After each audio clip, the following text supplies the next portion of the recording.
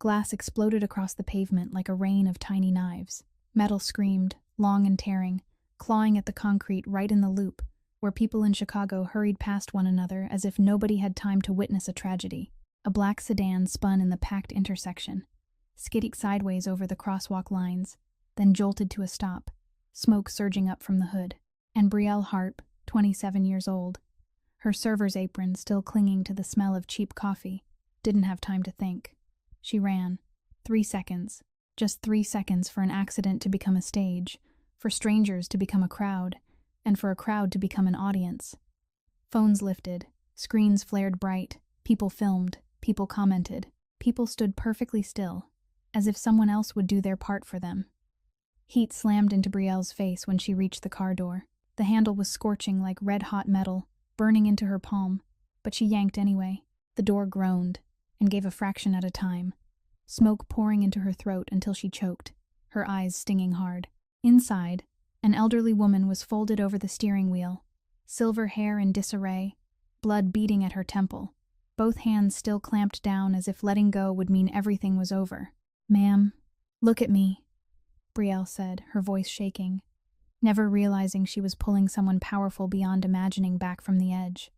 She reached in, groping for the seatbelt. The latch stuck. Once, twice, her heart hammered like it wanted to burst. Then finally, a sharp click. Brielle slid an arm beneath the woman's shoulder and pulled. The weight collapsed onto her, heavy as a whole lifetime that no longer fought back. Her apron caught on the jagged edge of the door and tore open. Her skin scraped raw and burned, but she didn't stop. 10 steps, 15, 20. She lowered the elderly woman onto the street and dropped to her knees, 2 fingers searching for a pulse at the neck. There. Faint, but there. Brielle pressed her palm to the woman's cheek, trying to keep her awake with short, urgent words, like she was hauling a single thread up from a deep abyss. And right then, a strange man slipped through the crowd, too calm, too fast, bending down as if to help. His hand flashed something small, sharp, cold. Brielle saw it. Without thinking, she angled her body as a shield, pulling the elderly woman tight against her chest. "Back off," she snapped, her voice sharp as broken glass. In that moment, she wasn't a poor girl afraid of getting thrown out of her rented room for being late on the rent. She was a living wall. A siren tore through the air. Brielle let out a breath, then went rigid. It wasn't an ambulance. 3 black SUVs flooded the intersection from multiple directions, sealing every exit like a trap slamming shut. Doors flew open in unison. Men in black suits stepped out with earpieces and blank eyes, moving with military precision. This wasn't rescue. This was extraction. A tall, lean man emerged from the center vehicle. His gaze swept the scene with the coldness of a scalpel. The sedan, the smoke, the crowd filming, the elderly woman on the ground, and then it stopped on Brielle. With a single look, Brielle knew she'd touched something she wasn't supposed to touch. The elderly woman's eyes fluttered open, dark eyes, sharp and frighteningly lucid despite the bleeding. She looked at Brielle as if memorizing every line of her face. Then her thin hand suddenly clamped around Brielle's wrist. "That girl," she rasped, weak but loud enough to make the men in black suits hesitate, "is family." The man, Cameron Vale, didn't blink, but his jaw tightened, as if he'd just heard a sentence being delivered and carried out at the same time. And Brielle still didn't understand that, from that second on, her old life was over. If you got pulled into this story, don't forget to hit like to support me. Share the video with your friends if you're into dramatic stories like this one too. And don't forget to subscribe so you won't miss the next episode. The men in black suits surged in like a moving wall. Nobody shouted. Nobody needed to bark orders. Everything snapped into place on its own, held together by a discipline that felt cold as steel.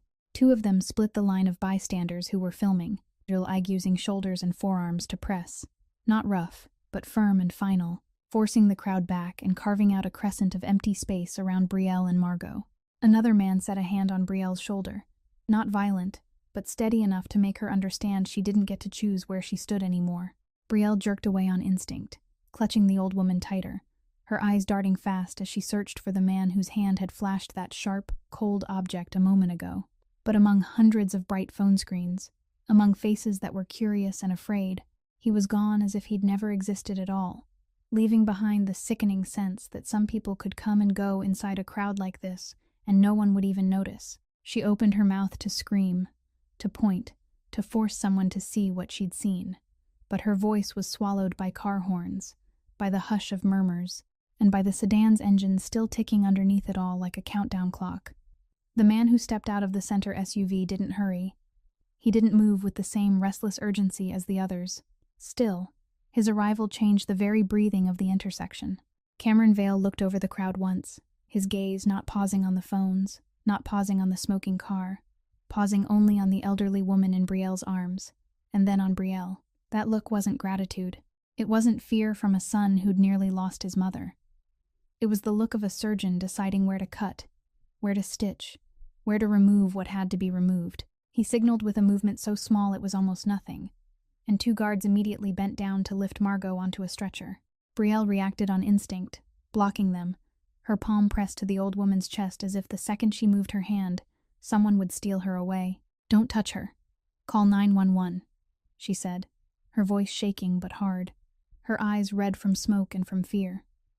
Cameron didn't answer right away. He lowered himself to her level, not to soften his tone, but to see more, he said. When his eyes caught the long cut on Brielle's forearm, he took her wrist with 2 fingers, gentle, and turned it slightly, inspecting it the way someone reads a field report. The motion was fast, clean, precise. So precise, it made Brielle shiver, because there wasn't a single second of ordinary hesitation in him. "You're injured," he said, and in Brielle's head the chaotic noise around her collapsed into clipped, sharp English, cold and straight. "I'm fine," Brielle answered, trying to pull her hand back. "She's the one who needs a hospital." Cameron let go, but he didn't look away. He flicked a glance at a guard, and the man immediately produced a clean cloth and pressed it into Brielle's hand, as if it had been waiting for this exact moment. Brielle froze, because everything was happening too smoothly, too planned, as if they'd known there would be blood. She looked back at Margot and saw the old woman's eyelids tremble, her breathing still weak but steadier now. And then she heard someone behind her shout something out loud, the way people narrate a scene they've just recorded. And in that instant, Brielle realized the worst thing wasn't the smoking car or the strangers in black suits. It was the hundreds of lenses capturing her face from every angle. She stood, lifting her hand as if she could block the cameras, but it was useless. "Turn your phones off," she yelled at the crowd, and all she got back were irritated looks, as if she were ruining a show. Cameron watched that reaction, his jaw tightening. He straightened up, reached back without looking, and a guard placed a phone into his hand. Cameron tapped a few times. On the screen, a video was already spreading. A sensational headline, the glass exploding, Brielle charging into the heat, Brielle holding Margot. Her face was so clear Brielle felt her throat go dry and raw. "This is downtown Chicago," Cameron said, his voice low, like he was carving each word into the air. "Everything hits the internet before an ambulance gets here." Brielle forced herself to swallow, forced herself to cling to something simple and logical so she wouldn't panic. "Then you need to call 911. Then you need to get her to a hospital," she said, like she was arguing with a wall. Cameron tilted his head. His eyes went darker, no longer just cold, but dangerous. "No," he said.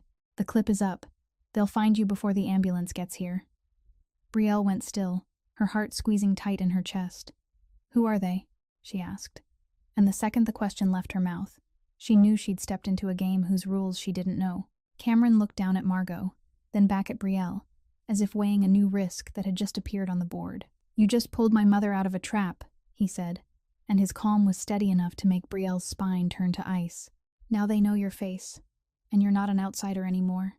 The SUV slipped out of the loop like a knife sliding beneath skin, leaving behind the blare of horns, the buzz of voices, and the phone lights still flickering like fireflies.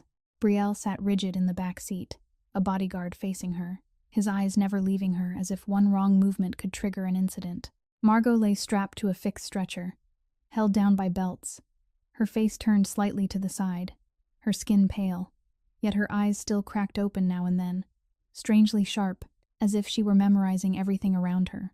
Cameron sat up front, back straight, never turning around, but Brielle felt him like a weight of pressure pressing down on the cabin, making even the air afraid to breathe too loud. She looked down at the temporary bandage on her forearm. Blood had soaked through into a dark red smear, and in her mind the words "they'll find you" kept echoing like a curse. When the vehicle turned into an entrance with no sign, a wrought iron gate opened so fast Brielle felt as if it had recognized the SUV in advance, and only then did she understand what it meant to be somewhere outside any public system. There were no hospital signs, no chaotic emergency bay, no loudspeaker calling names, only a building of glass and stone, polished and bright, so clean it made you feel dirty just for breathing. Inside, the corridors shone like ice. The air carried a faint scent of antiseptic. White lights spread evenly overhead. The silence felt like a church, yet every corner held a small camera.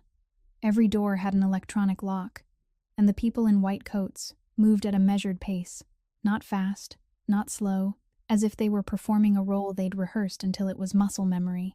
Brielle was guided behind Margot's stretcher, her hand still reaching after it by some foolish habit, needing to be sure the old woman was still there. A middle-aged woman in a lab coat stepped forward, hair twisted into a neat bun, an ID badge hanging at her chest, though Brielle couldn't read it in time. The woman bent to take a quick look at Margot's face, then lifted her head and spoke to the nurse beside her in a professional tone. Prep the recovery room, follow Mrs. Vale's protocol, and pull her medication chart, especially the clo. She stopped short, as if she'd just realized a small error had slipped out of her mouth. Margot was still half conscious, but Cameron halted at once and turned, looking straight at that woman. He didn't need to raise his voice. His gaze alone cooled the hallway. The woman swallowed hard, blinking fast, and corrected herself. "I'm sorry, I mean the cov." This time she said it right, too right, as if she were reading from a sheet of paper, and then she lowered herself toward the stretcher, as if she could hide from Cameron's eyes by focusing on work. Brielle didn't know what the medication was, but she understood that the stumble and the correction weren't the kind of slip a tired person makes. It sounded like someone who had just said something she wasn't supposed to know. Cameron didn't say anything. He only lifted his phone to his ear and walked after the stretcher at an unhurried pace, but his voice was low and clear enough that Brielle caught a few broken pieces, like shards of glass still caught in her hair. "Recheck the staffing list for this shift. Anyone who said the wrong name for the medication. I want to know where she got that information." He paused, listening to the voice on the other end, his jaw tightening. "The intersection, camera data, not just civilians' video. I want to know who bought access." Another pause, his voice turning colder. "They bought it. Exactly what I thought." Brielle felt her heart drop, because in her mind she saw her own phone lying somewhere, and strangers zooming in on her face on their screens, circling it like a target. When they reached the waiting area, a guard extended his hand in front of her. "Phone," he said, not asking. Brielle stepped back on instinct, her hand touching her pocket, her fingers trembling. "I need to call my little brother," she said, her voice cracking from the effort of staying calm. The guard didn't change his expression. He only looked at Cameron for instruction. Cameron turned, his gaze resting on Brielle for a single second, part calculation, part warning. "You'll be able to call," he said, "but not with that." He gave a small signal, and the guard took Brielle's phone from her hand neatly, the way you take something dangerous away from someone who doesn't know how to handle it.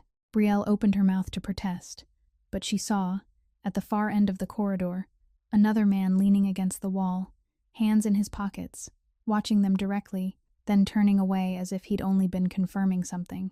Brielle didn't know if he was a doctor or security, or a shadow following them, and that uncertainty twisted her stomach into a knot. "This is kidnapping," she blurted, not entirely as an accusation, but as a way to grab onto a familiar definition for her fear. Cameron didn't get angry, and that was worse. He only said, his tone even, "This is protection. You can't see the difference, because you don't yet know what they'll do the moment they get the chance." Brielle looked through the glass at the recovery room where Margot was being wheeled inside. The door closed so quietly it felt inhuman. And suddenly Brielle understood she was in a place where silence didn't mean peace. It meant an order bought with money and blood. And inside that order, her phone wasn't personal property anymore. It was a breach. She sat down in the stark white waiting room, her bandaged hand clenching until it hurt, watching the ceiling lights reflect on the floor polished like a mirror. And she wondered, if even a medical staff member could say the wrong thing, something only family was supposed to know, then how many people in here were truly on their side? And how many were standing with whoever wanted Margot dead?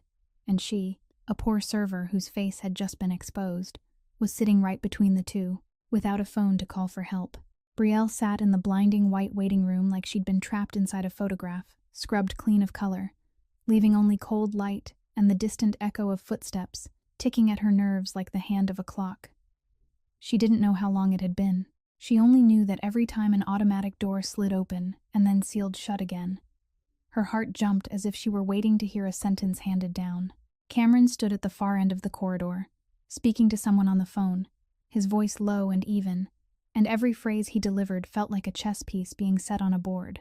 Brielle, meanwhile, had only one thing in her head: Noah, Noah, Noah. A prayer repeated until it turned hoarse inside her.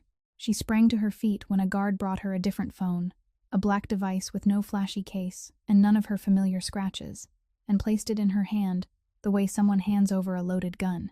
3 minutes, the guard said, not meeting her eyes. Brielle turned to Cameron, her gaze hooking into him like a claw.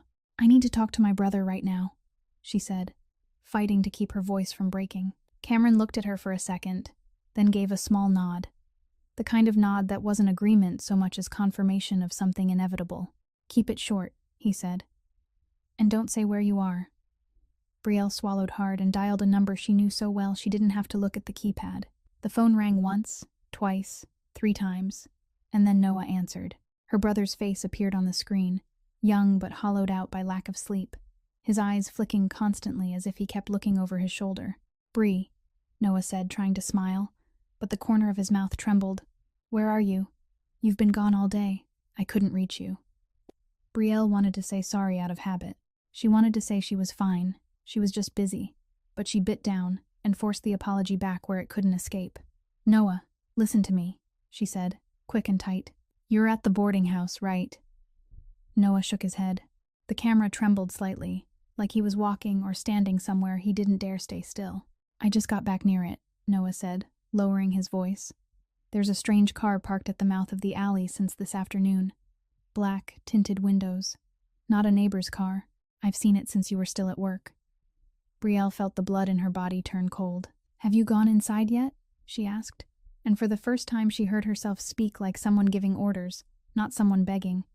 "No," Noah said fast. "I'm standing in the grocery store across the street, pretending to shop. I can see the plate. I'm trying to remember. I think it's—" Noah angled the phone toward the glass to pan to the alley, and Brielle saw the corner of the vehicle. Exactly as he'd said. Black and still, like an animal lying in wait. "Don't stare," Brielle said, her heart pounding hard enough to hurt. "Don't go outside. Listen to me. Go deeper into the store. Stand where there are people." Noah nodded, his eyes still locked on the car. "The plate is—" Noah started to read it, and in that exact moment the screen jerked violently, Noah's image breaking into smeared blocks as if it were being crushed, and then the sound cut dead. Brielle stared at the blankness, as if staring long enough could make Noah reappear. "Noah," she called, her voice climbing. "Noah, hear me." Nothing answered. Only the long, cold tone of a disconnected line. She called back immediately. Once, twice, 3 times, but the call wouldn't connect. Brielle lifted her head toward the guard, then toward Cameron, and she saw that Cameron had already stepped close, his expression not surprised at all, as if he'd expected this. "The signal was jammed," Brielle said, not as a question, but as a realization that tightened around her throat. Cameron didn't answer her directly. He only lifted a hand and signaled the guards. One of them moved out at once, so fast it looked like his feet barely touched the floor. "They didn't want your brother reading the plate," Cameron said, his voice low, and Brielle felt anger flare in her stomach, hotter than fear. "Who are they?" she asked again, and this time her question didn't shake. Cameron looked at her as if measuring her strength, as if deciding whether she would break or stand. "People who want my mother dead," he said, "and people who want to erase anyone who saw." Brielle clenched the unfamiliar phone in her hand, as if she could crush it and squeeze Noah back into existence. She called again, and this time it rang, and Noah answered right away, breathing hard, his face white as paper. "Bree," Noah said. "I just saw someone get out of the car, wearing a cap, looking straight at the store like he's searching for somebody. I don't know if they saw me." Brielle wanted to scream. She wanted to run through every glass wall in this place and pull her brother away with her own hands, but something invisible held her in place. And that thing was the truth that she didn't have the power. "Noah, listen to me," she said, forcing her voice into a tight line. "Don't go back home. Go out the back door of the store and cross to the cafe on the corner, the one with cameras and lots of people. Sit down. Call me when you're safe. Do you understand?" Noah nodded hard, eyes reddening. "Where are you?" Noah asked, and Brielle swallowed against the hardness in her throat. "I'm okay," she said, and the words nearly killed her because they were only half true. "I'll call you back." The moment she ended the call, the phone buzzed once, and a message appeared from an unknown number. No name, no profile photo, just a short line, cold as a blade laid against the back of her neck. "You've seen too much." Brielle read it again and again, the blood in her veins thickening into ice.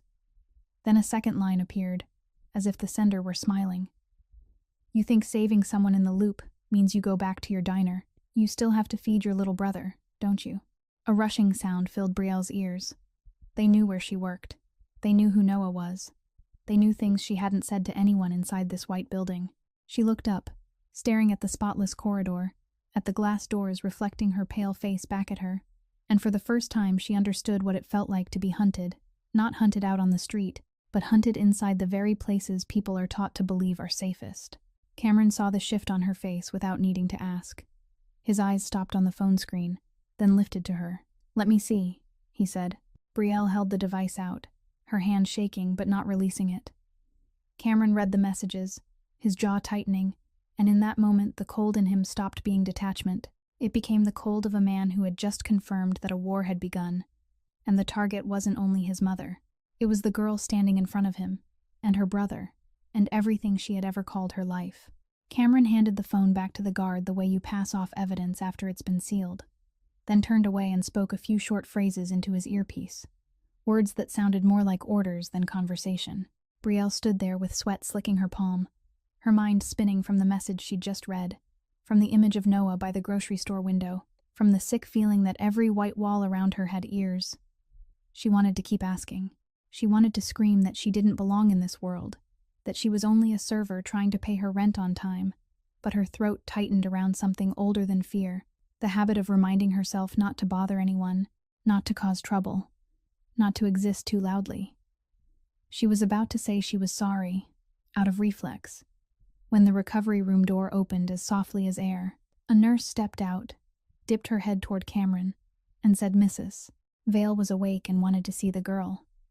Not the rescuer, not the waitress, but the girl. As if Margot had decided Brielle was a proper noun from the moment she'd been lying on the street. Brielle followed them down the long corridor, past sealed doors and white lights that made everyone look paler. And the farther they went, the more she felt like she was being led into a place without an exit. In the recovery room, Margot sat half-propped on pillows, an IV line draped across her wrist like forced jewelry, but her back was straight, her eyes bright, her gaze untouched by pain or medication. She looked at Cameron once, then stared directly at Brielle, as if there were only two women in that room, one who had just pulled her out of fire and one who had just decided the other woman's fate. "Come here," Margot said, her voice rough but clear, her English precise as a thin blade, leaving no space for refusal. Brielle stepped closer, her legs a little weak, one hand clamped around her bandage like she needed something solid to hold. Margot reached out, steady, and took Brielle's wrist, turning it slightly to examine the cut that had been wrapped neatly. "You got hurt because of me," she said, not as an apology, but as the acknowledgement of a fact. Brielle opened her mouth, instinctively reaching for its fine, reaching to soften the moment, but Margot lifted a hand and stopped her the way you stop a hollow phrase. "I didn't ask if you're fine," Margot said. "I asked your name." Brielle blinked. "Brielle Hart," she answered, and she heard how clear and final her own voice sounded, as if that name was the only thing she still owned in a room full of power. Margot repeated it slowly, as if carving it into memory. "Brielle Hart." Then she tilted her head, her gaze going deeper than skin. "Your parents." Brielle went rigid. She hated that question, because it always led to emptiness, to paperwork, to temporary rooms, to the feeling of being placed in a bin for lost property. I don't have them," she said, her voice shrinking even as she tried to hold it steady. Margot didn't look pitying, and that spared Brielle a deeper kind of shame. She only gave a small nod, like someone who had just understood why a young woman would run into heat without waiting for anybody else. "You have a little brother," Margot said next, and Brielle flinched because it wasn't a question. "Noah." Brielle swallowed hard and glanced at Cameron like a plea. But Cameron stood motionless, his eyes dark, as if he, too, had just realized his mother was walking straight into Brielle's weak point.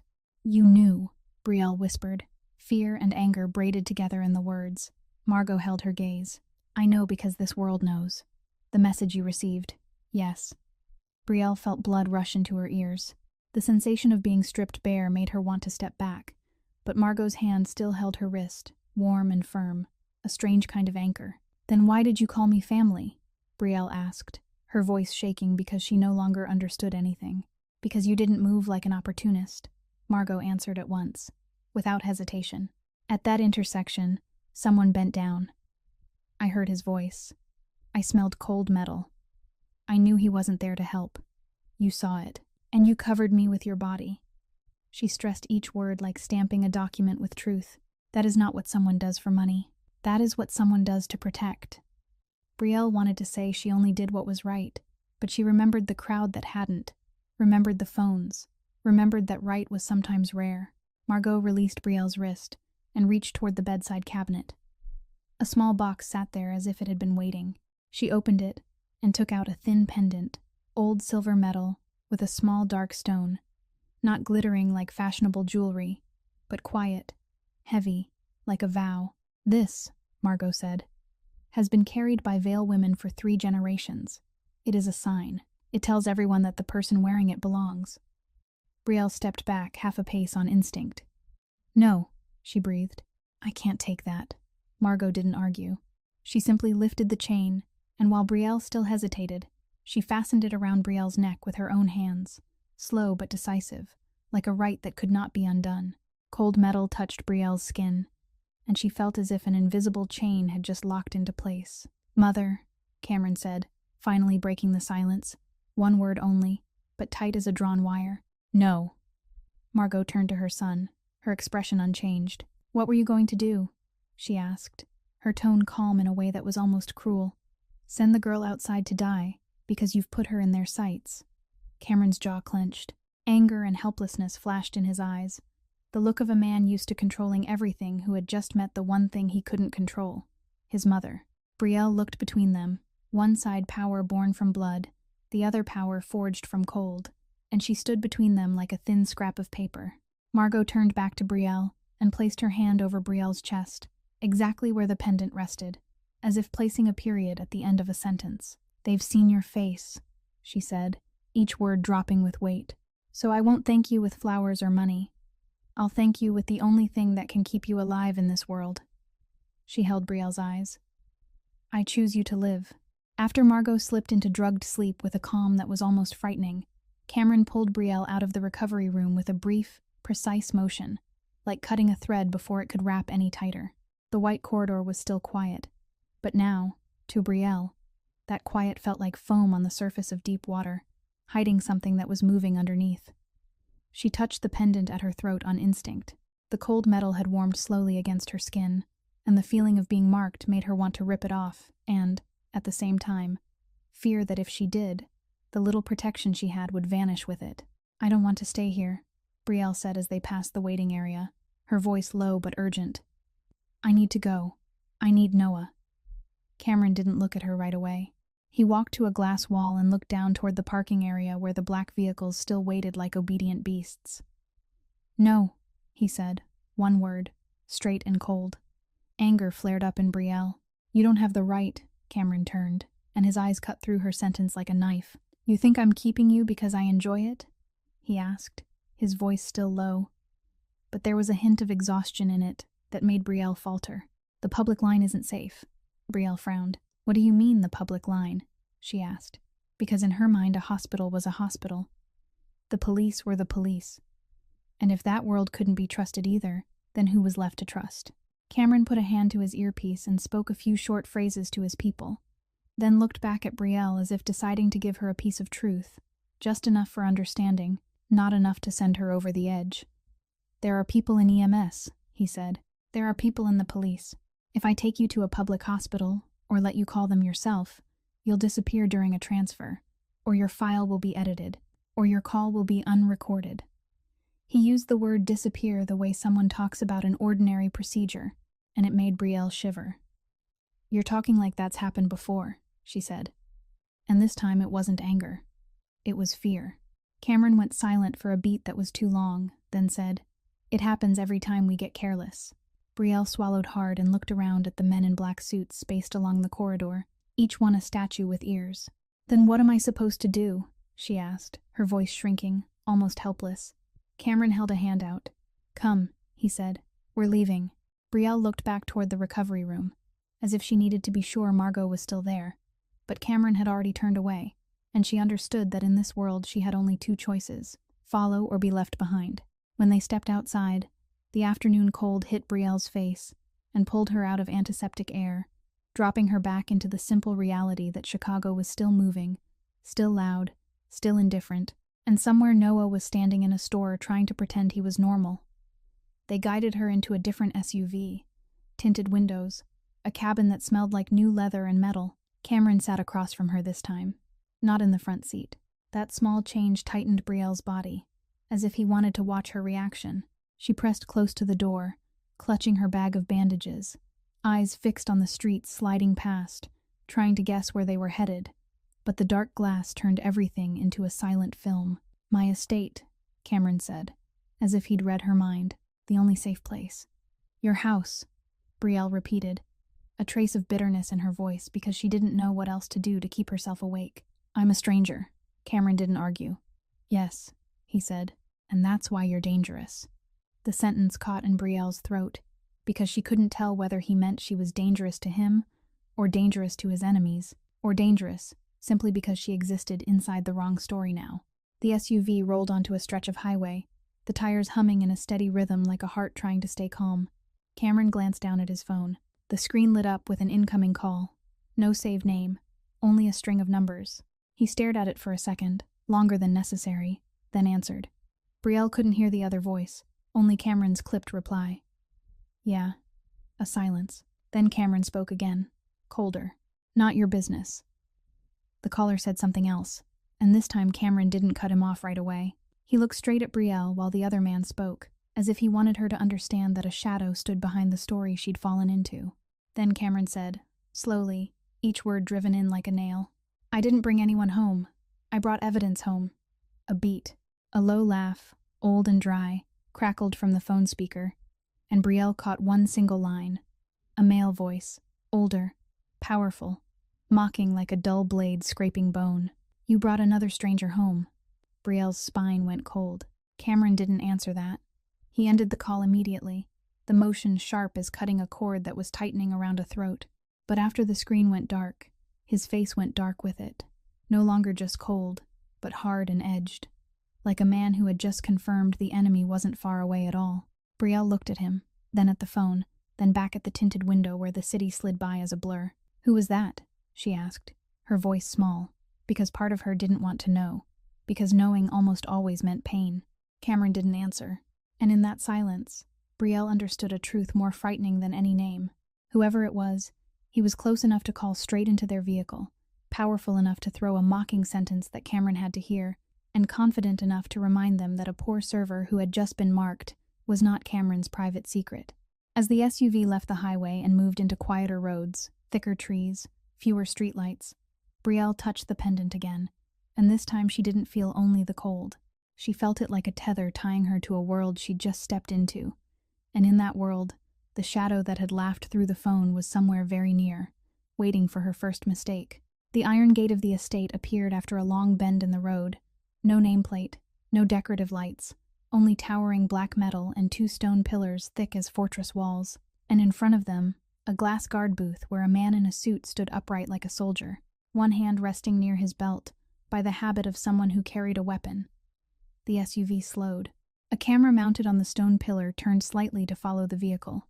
A small red light blinked on, then a quiet click sounded, and the gate opened like the jaw of a beast, willing to release its prey because it recognized the right scent. Through the tinted glass, Brielle saw the driveway stretching inward, trees on both sides trimmed with care, yet dense enough to hide everything beyond them. a green corridor leading into the belly of a place that did not want to be seen. She had waited tables in wealthy neighborhoods. She had seen big houses, wide lawns, expensive cars. But this was different. This wasn't display. This was defense. The small cameras fixed to tree trunks and corner walls. The sensor lights sunk into the ground. The reflective panes that hid the interior. Everything said the same thing. This place wasn't built to look beautiful. It was built to survive. The SUV passed the first security ring, then the second, and at every checkpoint, Brielle felt eyes tracking her. Not curious eyes, but inspecting eyes, as if she were an unfamiliar item being logged into an armory. When the vehicle stopped in front of the main house, the first thing Brielle noticed was the silence. The kind of silence where every sound had been controlled.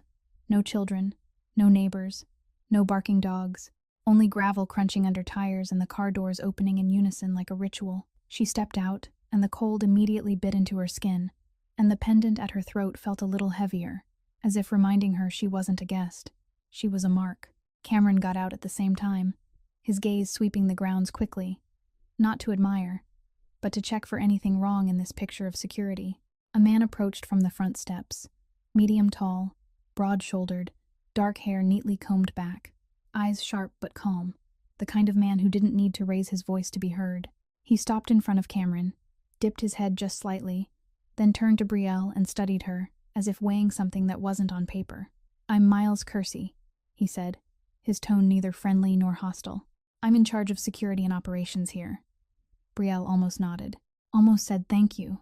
The reflex her serving job had trained into her. But she stopped the words before they could leave her mouth, because she understood that in a place like this, gratitude could be mistaken for debt. Miles didn't rush her. He only tilted his head a fraction, as if setting down a question that sounded like small talk, but carried a blade underneath. "What do you want most right now?" Miles asked, unblinking. Brielle heard faint murmurs behind her. The guards lined up with earpieces catching the light under their hair, some looking at her with irritation, some with a cold curiosity, as if placing bets on what she would say. She knew this was a test, not the kind you took in school, but the kind meant to measure what sort of person you were. Greedy, frightened, or smart enough to stay quiet. If she said money, they would laugh. If she said her own safety, they would call her selfish. If she said something poetic, they would mark it as fake. Brielle looked Miles straight in the eye, and this time she didn't lower her head. "Noah safe," she said. "No detours, not a single apology, no pleas, no begging. Just a sentence that came out like an order from the heart." In that moment the murmurs stopped, then rose again, softer, like wind sliding along a fence. "A burden," someone murmured so quietly it was meant to vanish. But Brielle heard it, because she had heard that word her whole life, heard it in temporary houses, in the things adults said behind her back, in the landlord's eyes when she was late on rent. Her fingers clenched, her nails biting into her palm, but she didn't turn to find the speaker, because she knew if she turned, she would show them the wound. Miles held her gaze for a beat longer. Then something in his eyes shifted, as if an answer that honest made her harder to file away. "Not your own safety," Miles said, half question, half confirmation. Brielle didn't flinch. "I want to live too," she said. "But if I have to choose, my brother first." Miles gave a small nod. No praise, no judgment. But that nod felt like a narrow door opening. Cameron stood beside them, silent. But Brielle could feel his attention resting on her. Not the controlling stare from the intersection, but something else, an appraisal of a quality that didn't belong in any report. He watched the way she stood straight under cold eyes. He watched the way she didn't apologize for having a need. He watched the way she put her brother ahead of herself, and in his gaze there was something quick and thin, like a hairline crack in ice. And then he turned away and gave Miles a short, clipped order that Brielle would stay here, that no one was to approach her without permission, and that the security perimeter around her area was to be doubled. As if the moment she answered the test, Brielle stopped being only a stranger who had walked in. She became an official target inside this compound, and also a part of it, whether she was ready to admit that or not. Brielle was led up to the second floor by way of a wide staircase covered in dark carpet that made no sound, the kind of carpet meant for houses that don't want anyone to hear anyone moving. The hallway was long. The doors were closed. Each door had a small camera, a black, unblinking eye. A guard opened a room at the very end without explanation, only saying this was her room. then stepping aside as if the assignment was finished. Brielle walked in and stopped short, because the room was too beautiful for her life. Beautiful in a cold way, spotless, without the smell of people. The bed was made with white sheets, pulled flat like a blank page. The dark wooden desk held not a single scratch. A large window looked out over a garden that lay dark and silent, and on the armchair by the window, a simple set of clothes had been laid out, as if someone had prepared for her in advance, as if her arrival had been part of someone's plan. She pressed a hand to her chest and touched the pendant, trying to tell herself this was only a temporary room, only shelter. But a small voice inside her kept insisting that once you are brought in, you are rarely allowed to walk out on your own. Brielle shut the door, leaned against it for a second to breathe, then moved farther in, her eyes sweeping the space with the instinct of someone who had lived in unsafe places, looking for an exit, looking for a blind corner, looking for anything she could use as a weapon if she had to. And then she saw it, a cream-colored envelope placed neatly on the bedside table, centered like a gift, not sealed shut. No name written on it, only a red pen mark on the front, a crude circle like the one drawn on the face of someone already condemned. Brielle stood still for a few seconds, her heartbeat slowing in a way that felt wrong, because in a world like this, anything placed too neatly is usually something meant to be opened. She stepped closer. Her fingertips touched the edge of the envelope. The dry stiffness of the paper raised gooseflesh on her skin. She pulled out a stack of photos. The first was her at the intersection. The moment she knelt beside Margot, her face turned partly away, eyes red from smoke, and a red circle drawn directly around her face like a target. The second was Noah stepping out of their boarding house, a streetlight washing over his hair, and another red circle drawn around Noah. Brielle felt her stomach tighten hard. Her hand shook as she turned the third, the fourth, and then the papers slipped from her fingers, as if strength had left them, because what came next wasn't photos anymore. It was a printed schedule, line by line. Noah's movements broken down by the hour, his shift at the store, his class time, the walk home, even a note about one day he stopped at a fast food place because there was a promotion, something Brielle herself couldn't even remember. One line had been underlined thickly in red. Tonight, Noah would leave the grocery store at that time. Brielle couldn't breathe. She looked around the room as if someone were standing behind her, as if the cameras were recording the exact moment she broke. Then she saw the last sheet, only one sentence, handwritten in block capitals, black ink pressed so hard it looked carved into the paper. Choose your brother or choose your life. No signature, no explanation, only the confidence of the words, like a hand closing around her throat. Brielle stumbled back, bumping the edge of the bed, and in her mind she heard the old man's dry laugh through the phone, heard the message "you've seen too much," heard the word burden whispered out in the yard. She bent to gather the photos and the schedule, trying to keep her hands from shaking, but tears pushed out anyway. This was no longer a vague threat. This was a knife laid against Noah's throat, and the person holding it knew her entire life and knew the roads inside this estate. She burst out the door, yanking it open hard enough that the hinges made a small sound, and instantly, 2 guards appeared in the hallway, as if they'd stepped out of the walls. "I need to see Cameron," Brielle said, her voice raw, fighting for calm, but her eyes had already confessed everything. They exchanged a glance, then escorted her down quickly, past the silent steps, past corridors that felt endless, to a wide room with glass walls overlooking an inner courtyard, where Cameron was speaking with Miles. The moment Cameron saw Brielle holding the stack of photos and papers, his face darkened, as if someone had snuffed out a light. Brielle threw them onto the table, no longer able to hold on to manners. "They know Noah," she said, and the words cracked straight out of her chest. Cameron flipped through the photos and the schedule fast, his eyes not blinking, only his jaw tightening so hard a vein stood out. Miles stood beside him, his expression shifting from suspicion to strain, because information like this could not arrive from outside unless someone had opened a door for it. Cameron turned to Miles, his voice dropping into something dangerous. "Lock the entire estate," he said, and within seconds Brielle heard electronic locks engaging throughout the house, a synchronized sound like teeth meshing. Cameron moved to the glass, pressed a button on the control panel, and the lights outside changed color. The distant gate sealing shut. "No one in or out," he added, his gaze still pinned to the pages as if staring at an enemy. Miles nodded, pulled his earpiece out, and began issuing rapid instructions to the security team. But Cameron stopped him with a look. then added one sentence that made Brielle's skin go cold, because she understood he was trying to protect her from the truth itself. Audit every internal route, every camera, every staff member, Cameron said, each word hard as steel. But don't let her know all of it. She'll panic. Brielle stood there, hearing panic like a label stuck to her forehead. And she wanted to push back, wanted to say she wasn't a child, but her throat tightened around something else, something even more terrifying than being seen as weak. Whoever sent that envelope had been inside the estate. Whoever it was knew which room was hers, and whoever it was knew how to place something on her table without being seen. A mole was no longer a suspicion. It was the reality sitting in Brielle's hands, in the form of a red circle drawn around her face and around her brother's. After the order to lock down the estate went out, the air inside the house changed instantly, as if every room had been drained of oxygen and replaced with a silence so thick it had weight. Miles left with his earpiece pressed tight, his voice ricocheting down the corridor like commands fired in rapid succession, while Brielle stood motionless at the table, eyes stuck on the red circles drawn around Noah's face, feeling as if an invisible hand were squeezing her heart in time with each beat. Cameron gathered the stack of papers, squared them the way you square an active case file, then slid them into a stiff folder, not to keep Brielle from looking anymore, but as if he were trying to keep this world from piercing through her one more time. From now on, you don't leave the main house, he said, his tone even, not loud, but leaving no room for argument. You'll have someone with you. Always.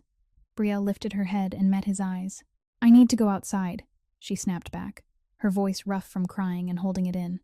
I need to find Noah. I need to do it myself. Cameron cut her off. No, he said, and this time the word didn't sound like an answer. It sounded like a wall. Noah is being watched. You showing up there only gives them one more target to tighten. Brielle felt anger flare, hot and clean, because she was finally exhausted from other people deciding her life. You don't have the right to order me around, she said, stepping forward as if she could reclaim the distance of power that kept pushing her back. I'm not a prisoner. The words came out fast and sharp, and the moment she said them, she felt them vibrate inside her chest, because she had lived like a prisoner of poverty for too long, a prisoner of a foster system that raised you and then dropped you, a prisoner of apologies that always hovered on the tip of her tongue. Cameron looked at her. His expression barely changed, but a shadow passed through his eyes like a cloud crossing the sun. A prisoner is someone locked up to be punished, he said slowly, like he was explaining something obvious to someone who had never seen a war. You're being held here to stay alive. Brielle let out a short, bitter laugh. Alive how? When I can't walk out a door? When I can't have my phone? When I can't decide one step? She said, and this time her voice broke, not because she was weak, but because she was trapped. Cameron moved closer, but stopped at a careful distance, as if he had drawn a line for himself that he would not cross. He didn't touch her. He didn't force her into a chair. He didn't use his larger body to dominate her, even though he could have.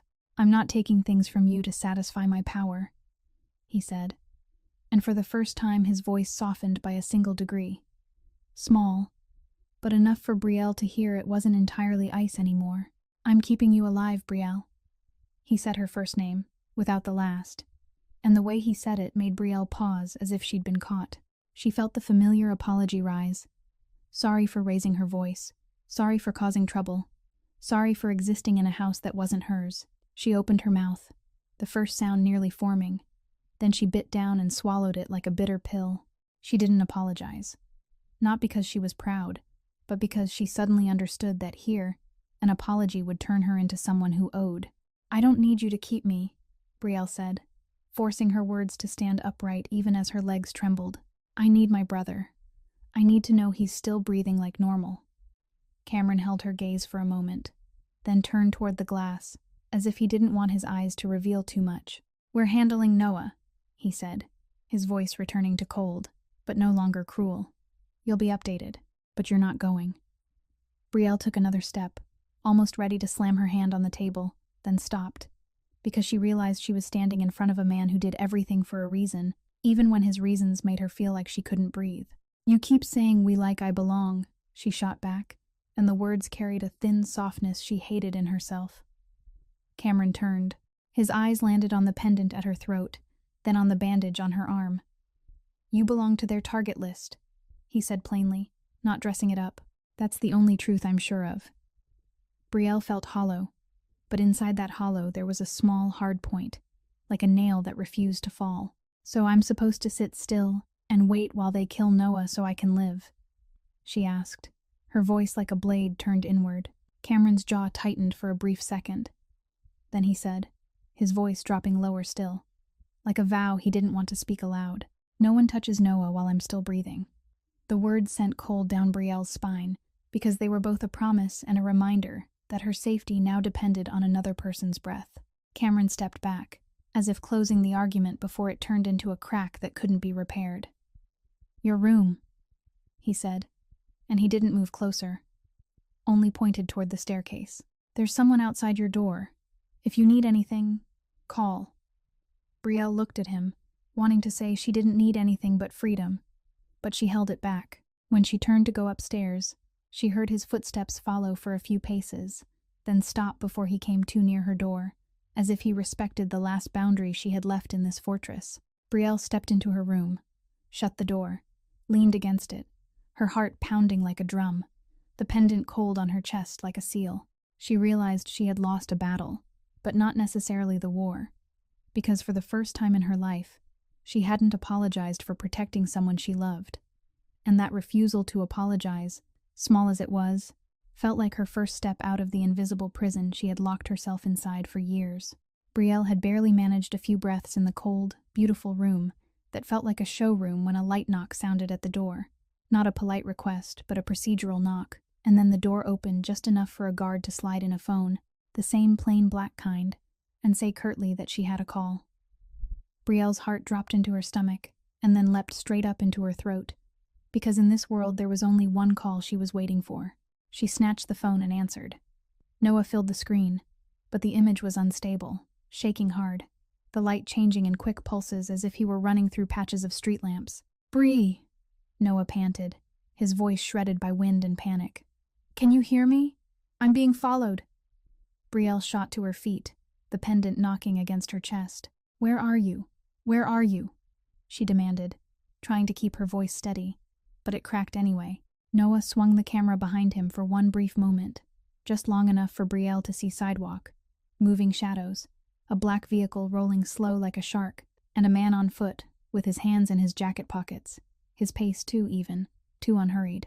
I left the cafe like you told me, Noah said, eyes darting as if he were searching for an exit in a familiar maze that had suddenly become foreign. But when I went down the street, I saw someone behind me. I changed direction. I crossed. I went into a store. He stayed on me. Brielle felt the blood in her body turn cold. Go where there are people, she repeated, clinging to the only rope she had. Don't go down empty streets. Every block has cameras. Stand right under a camera. I'm running into a convenience store, Noah said, and the screen shook even harder, his breathing tearing at the microphone. Bree, I see two of them. Through the camera, Brielle caught the neon sign ahead, saw Noah's hand tremble as he shoved at the door, and at that exact moment another hand reached from behind, close to Noah's shoulder, like it was about to seize him and yank him back. Brielle screamed, a sound that didn't even form into words, and Noah lunged forward into the store, the glass door bursting open, the bell above it ringing bright and sharp like salvation. Noah didn't stop. He ran straight between the aisles and pressed himself near the register where the clerk stood with his mouth hanging open. Call 911, Noah blurted to him, his voice breaking, and then he lifted the phone close to his face, eyes wet and red. Bree, I got inside. The door auto-locks. He's outside. Brielle pressed the phone to her ear as if she could pull Noah through the screen. Don't go out, she said. Don't go outside. Hear me. Noah nodded hard, and through the glass behind him, Brielle saw the silhouette of a man standing right at the door, not charging in, only looking through the window the way someone looks at fish in a tank, calm in a way that was terrifying. The man lifted one finger, slowly, then pointed straight at Noah, as if to say, I see you. Noah folded in on himself, his back pinned to the counter. Brielle wanted to run, to fly down the stairs, to tear open the iron gate, to throw herself out of this estate and get to her brother. And the urge rose so violently she felt her vision dim at the edges. She burst out of her room, nearly slamming into the hallway, and a guard stepped in front of her at once. Move, Brielle said, her voice sharp. "I have to go." "No," the guard replied, expression unchanged. Brielle ran down the stairs and along the corridors, searching for Cameron like someone who was drowning searches for air. She found him near a control area, speaking with Miles and several others, his eyes cold. But the moment Brielle rushed in, he recognized the disaster written all over her face. "Noah," Brielle choked out, thrusting the phone toward him. "They're closing in on him right now." Cameron looked at the screen for a second, long enough to see Noah trembling in the store, long enough to see the shadow outside the glass. Then he turned to Miles and issued orders fast, his voice like steel striking stone. "Team 1, go to that address. Team 2, seal every exit around the area. Don't let him reach the car." Miles had already pulled his earpiece out and started relaying commands, but Brielle didn't care who was moving. She only looked at Cameron. "I'm going with you," she said immediately, like it was the only possible thing. Cameron didn't hesitate. "No," he said, and that no made something inside Brielle explode. "You don't understand," Brielle shouted, her voice shaking from everything crashing together at once. "That's my brother. If they drag him into a car, whatever you call handling, it won't bring him back." Cameron stepped closer, but still kept that distance he always kept, his eyes not soft, his voice dropping low and hard, so Brielle would hear every word.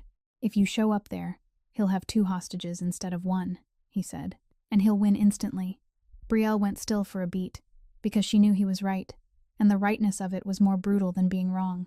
On the screen, Noah crouched behind the counter while the clerk spoke into a phone, and the man outside still stood there, as if waiting for the exact moment he needed. Brielle bit her lip until she tasted blood, forcing herself not to cry, because crying wasted time, and she didn't have time. She looked at Cameron, and for the first time her eyes didn't beg. They swore. "If anything happens to Noah," she said, her voice quiet but sharp as glass, "I will never forgive anyone." Cameron didn't answer with words. He only looked back at her, his gaze stamping something into place, then turned away to keep issuing orders, as if Brielle's forgiveness was a luxury he wasn't allowed to hope for. Brielle returned to her room not because she was calm, but because she had nowhere else to stand, and every step on the dark carpet felt like stepping on her own heartbeat. Inside, she began packing with feverish speed, grabbing the simple clothes, stuffing them into a bag, pulling the pendant off, and then fastening it back on, because her hands shook too hard, searching for anything she could carry, like someone preparing to flee a burning house. She didn't know where she would run. She only knew that sitting still meant dying slowly. As she yanked the zipper closed, the black phone buzzed on the bed. A new message. Unknown number. No name. Brielle opened it, and everything inside her froze. On the screen was a photo of Noah from behind, taken close, too close, sharp enough to show the fine hairs at the back of his neck.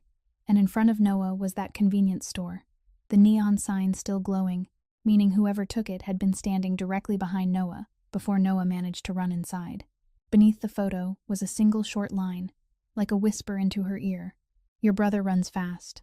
Brielle stared at the photo of Noah from behind until her eyes burned, but that burn was nothing compared to the cold spreading along her spine, cold from understanding that whoever sent it had been close enough to breathe against the back of her brother's neck, and close enough to walk into this estate and lay an envelope on her table. She didn't believe in locks or cameras anymore, because if one person could do all of that, then every layer of protection here was only glossy paint over a crack.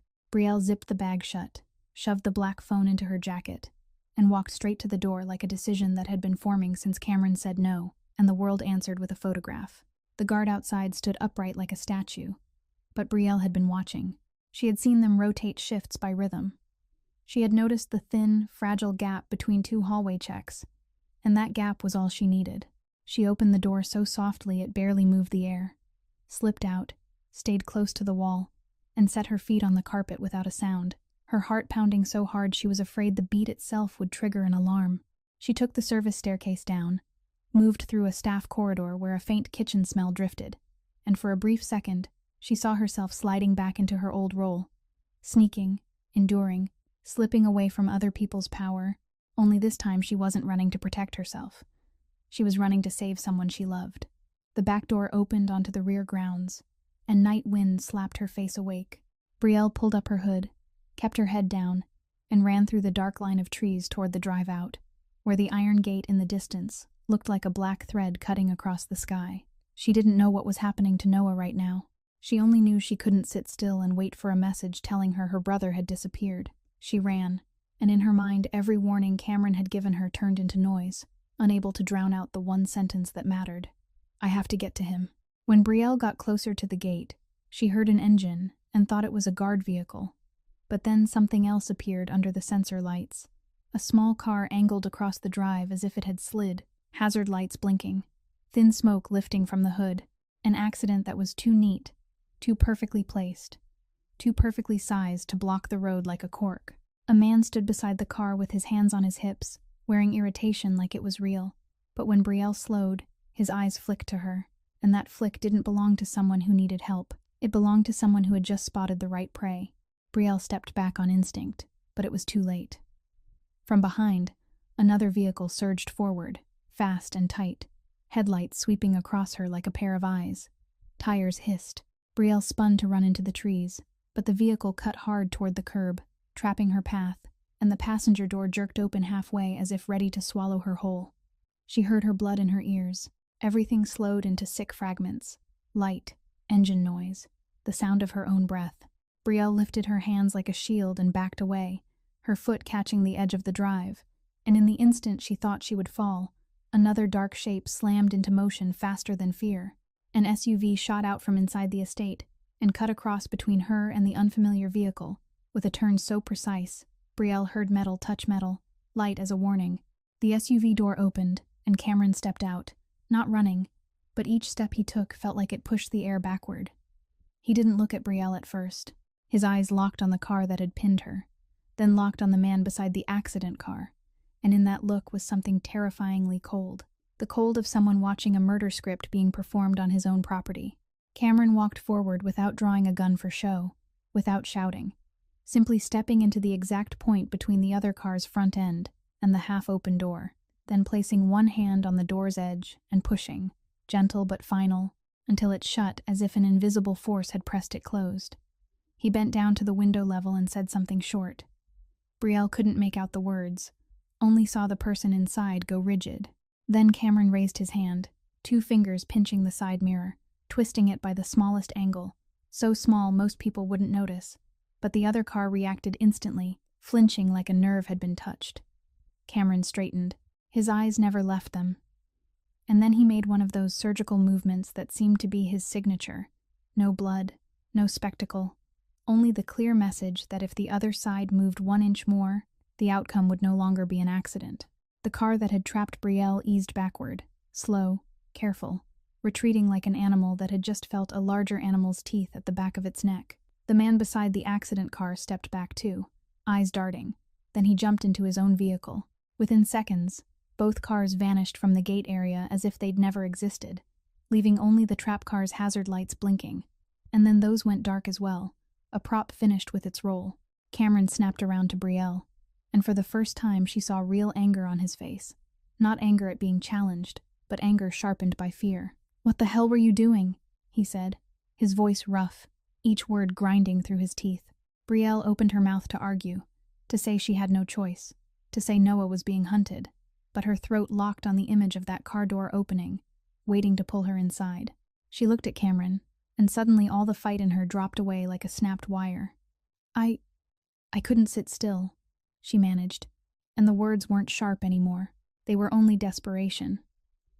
Cameron took 1 step closer, then stopped before he touched her, as if he were wrestling with instinct on one side and principle on the other. "Sitting still is living," he said, still hard, but lower now. Brielle shook her head. Tears came anyway, not because she was weak, but because her body finally let go of the strain she'd been holding from the intersection until now.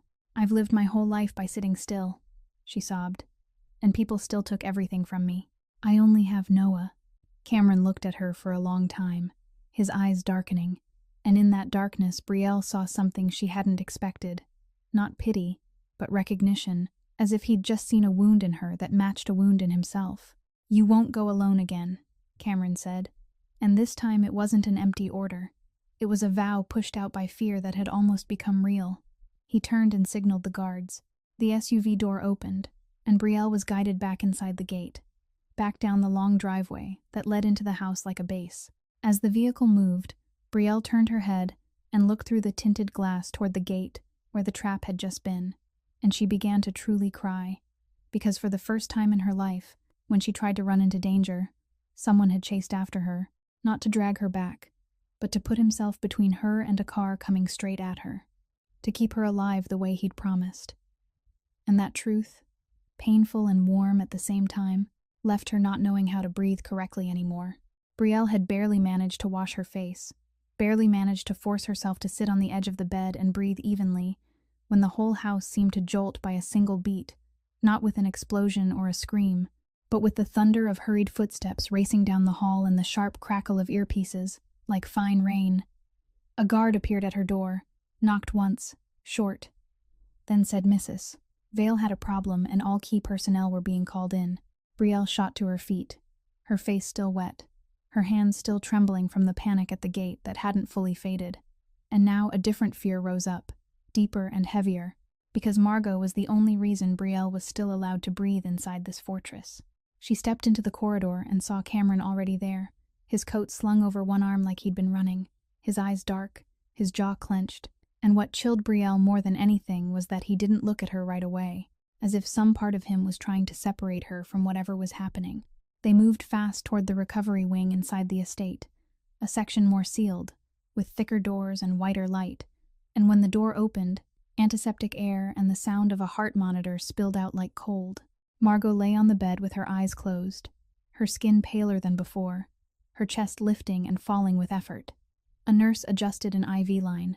A doctor spoke to Miles in a voice that was urgent, but still trying to stay controlled.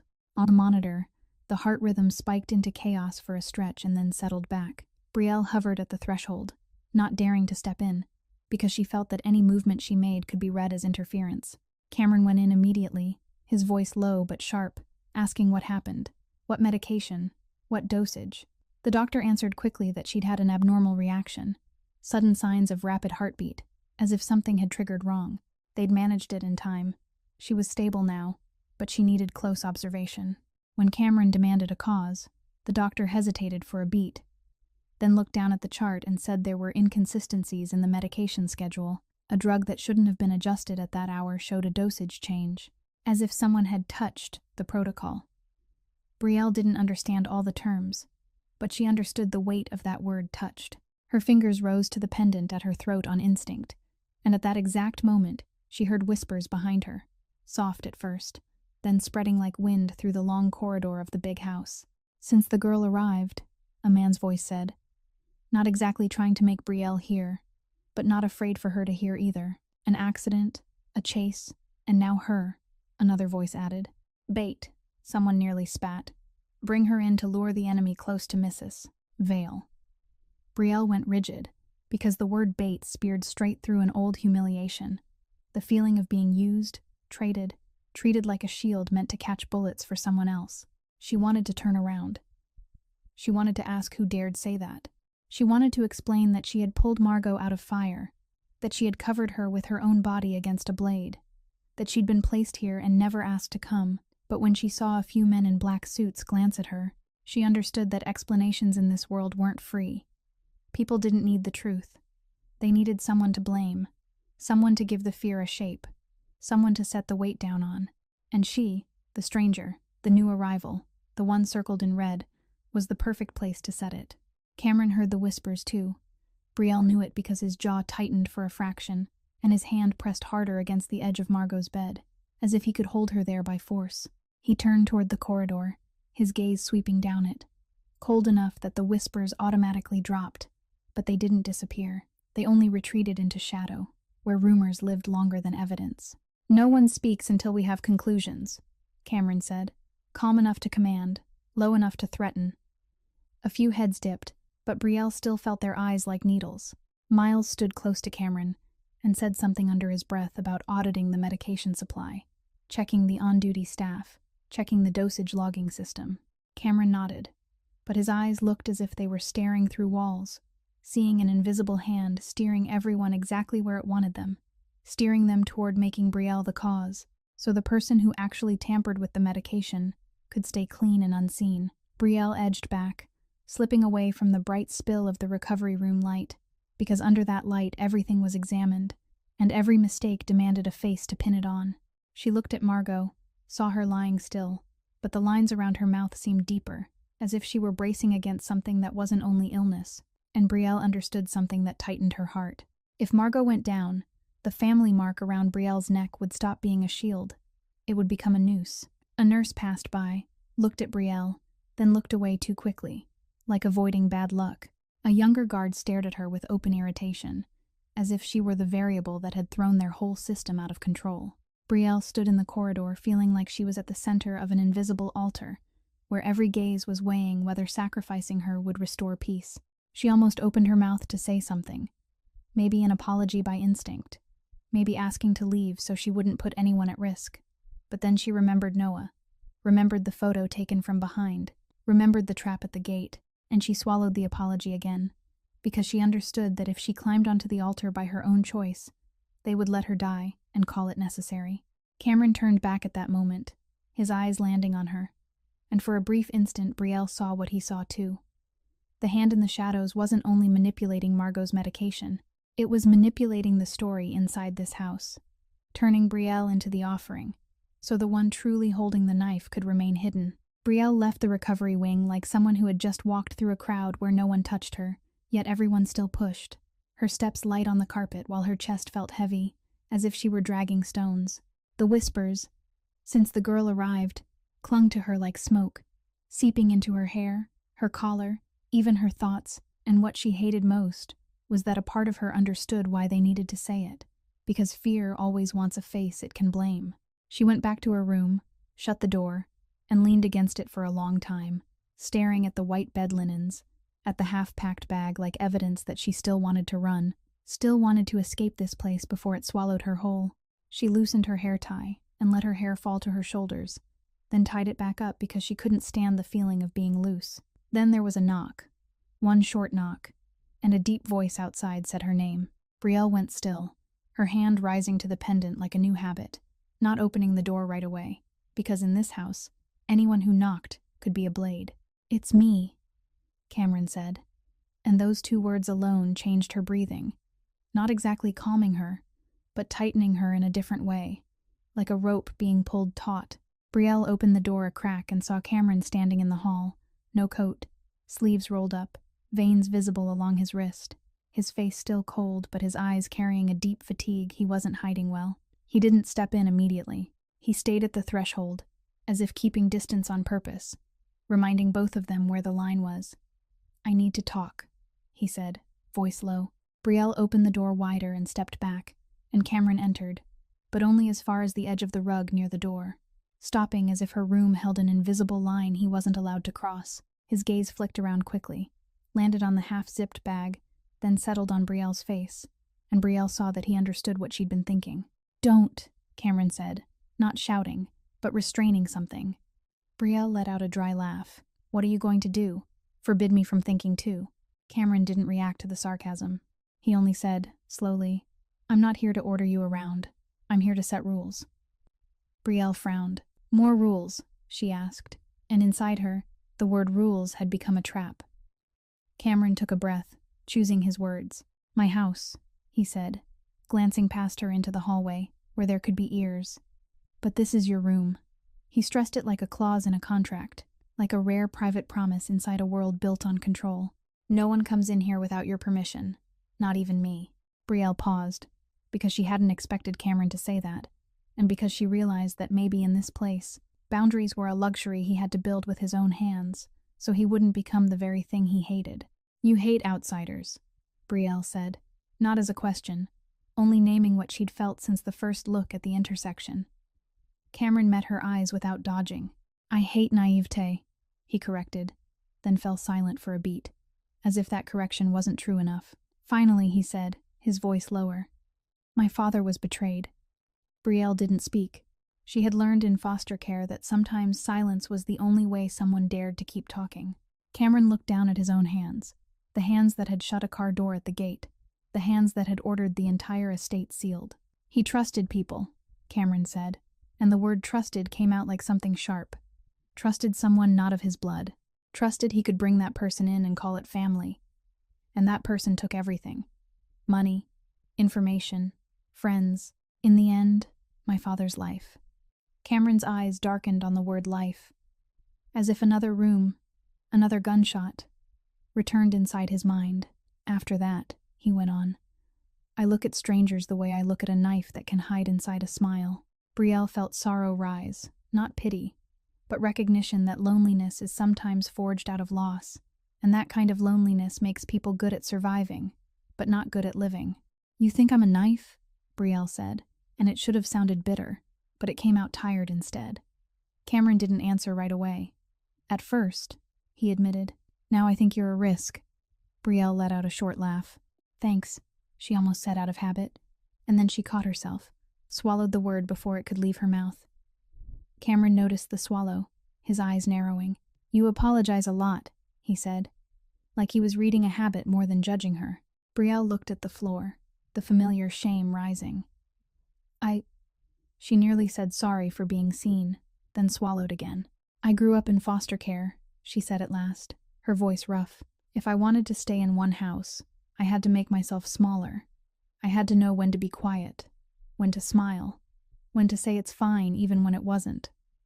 She laced her fingers together. One time. She hesitated for a beat, then set it straight, like ripping ice. A man in a foster home thought I owed him because he gave me a bed. I learned to apologize before I even knew what I'd done wrong. Cameron didn't move, but Brielle saw his throat shift, like something inside him had just been struck hard. I hate the word owe, Cameron said, voice low. Brielle lifted her gaze. I live on it, she answered. A silence dropped between them, heavy but not hostile. Cameron lifted his hand, as if he meant to touch the pendant at her throat, or the bandage on her arm, or simply confirm she was real and present, not just a variable. His hand stopped in midair. Brielle lifted her own hand on reflex, the two hands separated by a thin space, close enough for warmth to travel, close enough to make her heart hammer. But no one touched. Cameron lowered his hand again, holding the boundary like a thin cord that kept them both from falling. And then, right then, a small alarm sounded somewhere in the hallway. Not a loud siren, but a rapid, insistent beeping. Cameron's earpiece lit up instantly. He turned his head, listened to a voice rushing into his ear, and his face shifted at once into steel cold. Stay in the room, he told Brielle, his tone returning to command. But this time Brielle could hear the real worry underneath it. Lock the door. Brielle opened her mouth to ask what was happening, but Cameron had already turned away and moved fast into the corridor, and before he disappeared, he looked back once, his eyes holding on her like an unspoken reminder that this boundary wasn't only to give her a scrap of freedom, it was so he would have a reason to come back.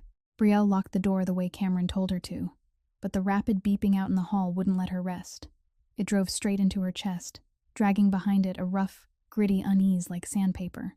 She stood in the room for a few seconds, trying to force herself to sit, trying to believe that obedience was the safest thing she could do. But then the image of Noah, photographed from behind, rose up like a hook, and the word bait, the one they had whispered in the hallway when Margot crashed again, sank even deeper. Safety by Cameron's definition meant, shut the door, and wait. Safety by Brielle's definition meant, see the truth with her own eyes, so no one else could decide it for her. She unlocked the door softly and slipped into the corridor. There was no guard planted right outside her room the way there had been earlier. Only distant footsteps, voices threaded through earpieces down near the staircase, and a pulse of white light blinking at the far end of the hall, like a warning beacon. Brielle stayed close to the wall, her palms cold, and followed the sound. It led her down one level, past a heavy door left slightly ajar, and inside was a wide room with dark glass walls and blue screen light, more like a command center than a room in a house. A long table held a neighborhood map, camera feeds divided into grids, several laptops open, and men in suits stood shoulder to shoulder around it, speaking fast in the language of power and danger. Cameron was at the head of the table, one hand braced on the glass surface, his head slightly bowed, his eyes pinned to a line of data as if he were cutting it open. Brielle didn't step in right away. She stood in the crack of the door, holding her breath, listening. Miles was reporting that they had traced an irregularity in the EMS chain, a transfer call with its timestamp altered, An access code for the intersection camera system purchased through a shell company, and the most terrifying part was that the transaction trail didn't lead outward. It led inward, to someone with signing authority. Someone with the kind of access that lets them touch everything without anyone daring to question it. Not an outside hand, Miles said, his voice dry. Signs point to family. The sentence hit like a stone, and Brielle felt ice along the back of her neck, because instantly she thought of the dry laugh through the phone, thought of the mocking line, "You brought another stranger home," thought of a shadow close enough to call directly into their car. A younger man standing on the right side of the table let out a quiet curse, irritated that he'd been dragged into an internal war. "I said it from the beginning," he snapped, voice sharp with contempt. "Bringing that girl here only made it worse. A poor waitress, and on top of that." He let it hang for a beat, then spat the rest like he was throwing it away. "A low-class girl, bringing bad luck into this house." Brielle felt like someone had thrown ice water in her face. Everything in her wanted to retreat, to vanish the way she'd done all her life when she heard words like that. To swallow it and pretend she hadn't heard because that was how you survived. But this time she couldn't. Not just for pride. For Noah. For Margot. For herself, the face circled in red like a target. Cameron lifted his head slowly, and the room's temperature changed. He didn't shout. He didn't slam the table.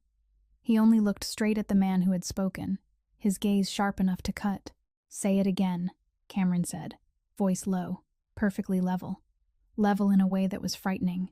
The man stiffened, forced a thin laugh, tried to reshape the sentence into something safer. "I just meant she's a variable, a burden.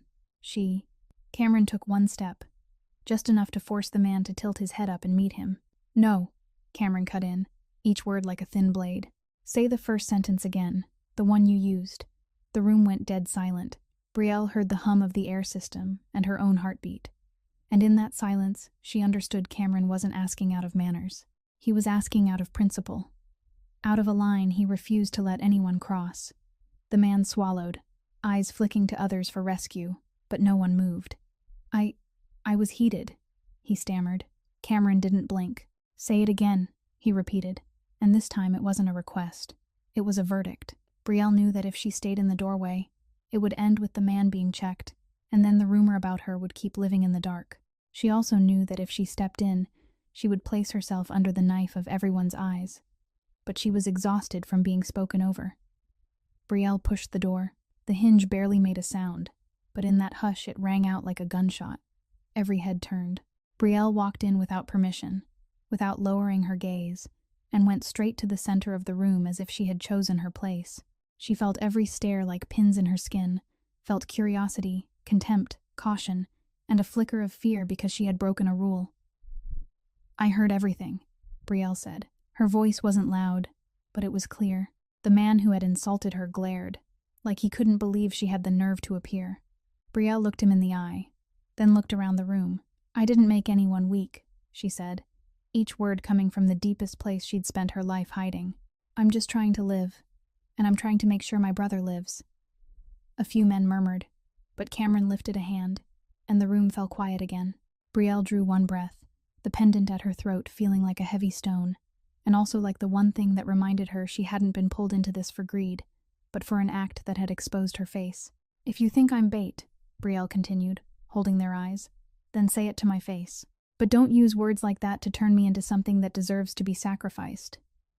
The man opened his mouth to strike back, but Cameron was suddenly beside Brielle, not touching her, only standing, his shoulder angled slightly toward her like a wall. "Is she finished?" Cameron asked, not looking at the subordinate, but at the whole room. "Good. Now listen to me."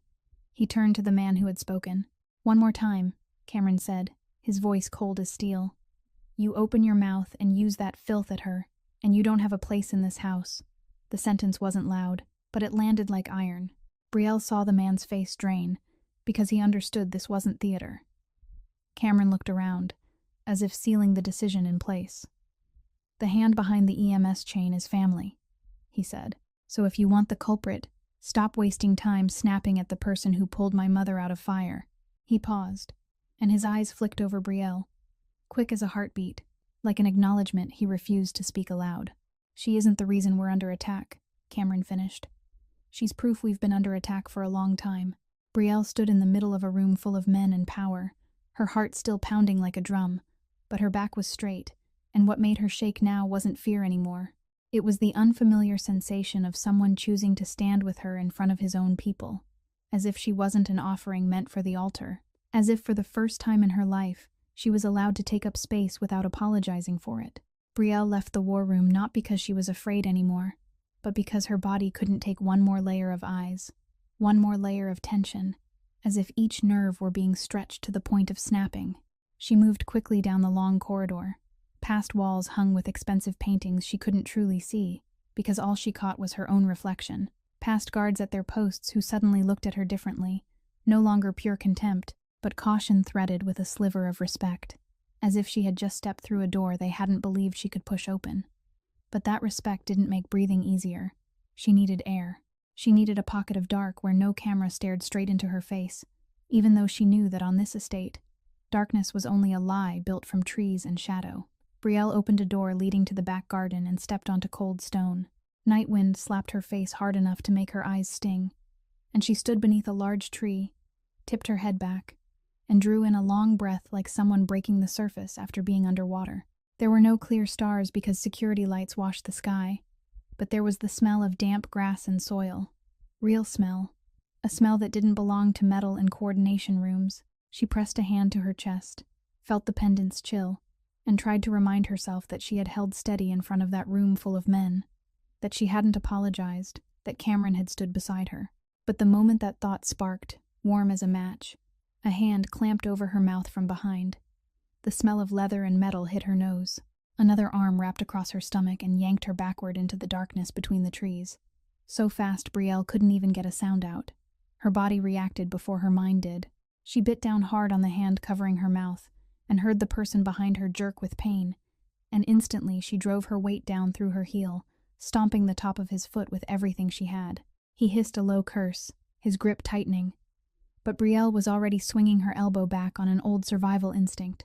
An instinct taught in unsafe foster houses, in moments when she learned how to slip out of a hand that was never allowed to touch her. Her elbow hit his ribs. He let out a sharp breath. Brielle seized that fraction of time, dropped her center of gravity, twisted her hips, tried to slide free, but he was taller, stronger, and he dragged her into the shrubs, her shoulder slamming into the tree trunk with a bright, stabbing pain.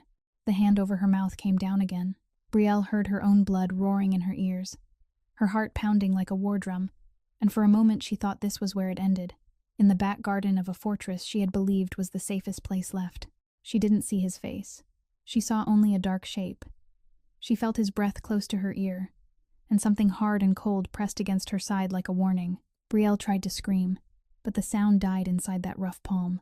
She threw an arm out, grabbed the first thing she could find, a thin branch, and whipped it back into his face. He spat a curse, his grip loosening, and Brielle shoved herself up with every ounce of strength she had. But the instant she lifted her head, a crack split the night. Not distant, not muffled, close, sharp, punching the sound straight into her ribcage. Brielle froze. The attacker froze too, because that sound was unmistakable. A gunshot. Then Cameron's voice cut through, so cold the air itself seemed to hold still. He didn't shout. He simply spoke, and each word landed like a nail. Let her go.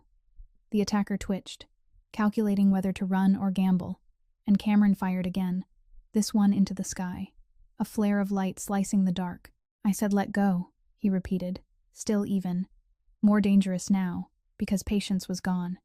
The hand flew off Brielle's mouth. The man stepped back, then turned and bolted toward the hedge line. In a few seconds he disappeared into shadow as if he'd never existed, leaving Brielle on her knees on the stone, gulping air like she'd been handed lungs again.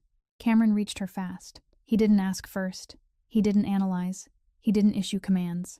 His hands came down on Brielle's shoulders, holding her steady like he was holding something that had almost shattered.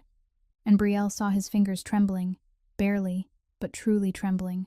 He checked along her arms, flipped her wrist, looked at the bandage, looked at fresh scrapes on her elbow, his gaze scanning down to her side like he expected to find blood. "Where are you hurt?" Cameron demanded, his voice rough. And this time the roughness wasn't anger. It was fear forced down so it wouldn't show. Brielle opened her mouth to say she was fine, to apologize for going outside, and the apology rose automatically, and she hated it. She only shook her head, breathing hard. I don't know, she said, because her whole body was still shaking. Cameron hauled her up, not lifting her like a child, but pulling her in close in a shielding hold, as if he needed her behind him, where his body could block whatever came next. Brielle felt his heartbeat through his shirt, faster than she would have believed, and in that instant the cold in him cracked open, and something human showed through. "If you disappear," Cameron blurted, the words slipping past control like blood from a cut. He stopped mid-sentence, as if biting his own tongue, as if realizing he'd said too much, too close, too real. Brielle looked up at him, her eyes still wet, and inside them was a question she hadn't even formed into words yet. Cameron didn't answer it. He only tightened his hold for a brief moment, then released her quickly, like he remembered the boundary. "Get inside," he said, his voice hard again, but his hand stayed at the small of her back to guide her. A light came on in an upstairs window. Brielle looked up on instinct and saw Margot standing there, slender but straight, wrapped in a robe, one hand on the frame, her dark eyes fixed on the garden below the way a person looks at a chessboard after a move lands exactly right. That gaze didn't hold panic. It didn't hold surprise. It looked like confirmation, perfectly timed, as if she had known the garden would be the test, known Cameron would come running, known Brielle would fight back, and known that moment Cameron nearly said too much, would push everything one step farther. Brielle shivered, not sure if it was the night air or the realization that in this house, someone didn't only want her alive. Someone was watching how she was being kept. After the ambush in the garden, the estate felt as if another noose had been tightened. Windows latched harder. Shifts stacked closer together. The sound of shoes in the hallway, heavy as if everyone were carrying a gun even though no one said it aloud. Brielle was ordered to stay in her room until Miles confirmed the garden had been swept clean of traces. But what traces were there to sweep? The man had come like shadow and gone like wind, leaving behind only a heartbeat that refused to slow, and the memory of Cameron's hands trembling on her shoulders like a truth that couldn't be taken back. The next morning, Brielle came downstairs at the butler's request and stepped into the main sitting room, where the high ceiling and massive glass made daylight spill in so beautifully it felt fake, and she saw Cameron standing near the fireplace, his suit vest perfectly set again, like a mask he'd put back on, only the dark circles under his eyes refusing to be hidden. Margot sat in an armchair in the corner with one hand resting on her cane, looking recovered enough to be a queen again. And Miles stood near the window, his gaze cutting toward the gate, as if waiting for something no one wanted to name. Brielle was about to ask how Noah was when an engine sound rolled in, not the internal vehicles moving on their usual rhythm, but a car entering the drive without asking permission. A dark gray sedan eased over the gravel and stopped straight at the door, as if its owner lived here. No one ran out to block it. The vehicle carried a founding elder's override signal, a legacy clearance that the estate's automated systems recognized as master access, leaving the guards powerless to intervene without a direct counter-order from Cameron himself. That chilled Brielle more than last night's gunshot. The car door opened, and a man stepped out. Medium tall, silver-threaded hair combed neat, a long wool coat, shoes polished, his pace unhurried, like a man walking on property that belonged to him. He didn't rush. He didn't scan for threats, because he was the threat. Two men followed behind him, silent, and the half-step they held off his shoulder made their roles clear. They were Shadow, and this man was the name. The front door opened from within, as if someone had already signaled it. The man walked in without removing his coat, without bowing, only letting his eyes sweep the sitting room once. Stopping on Margot first like he was checking an expensive possession was still intact, then shifting to Cameron. When his gaze passed over Brielle, it paused for one extra beat, not with curiosity, but with assessment. The assessment of someone used to deciding other people's fates without asking permission. He gave a thin smile with no joy in it. "This house still likes its little surprises," he said, his voice deep, old, and Brielle shivered because she recognized the rhythm at once. The dry, rasping tone, the same voice that had come through Cameron's phone in the SUV, that same mocking line that had changed the air. The caller from that day was standing in front of her now. Cameron's expression didn't shift.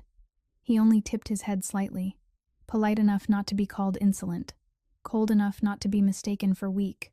"You came in without warning," Cameron said, calm as if discussing the weather. The man shrugged as if warning was for people who needed permission. So you could hide the trash under the rug in time, the man replied, his eyes sliding toward Brielle like a knife passing. Brielle felt her stomach tighten, but she didn't lower her gaze.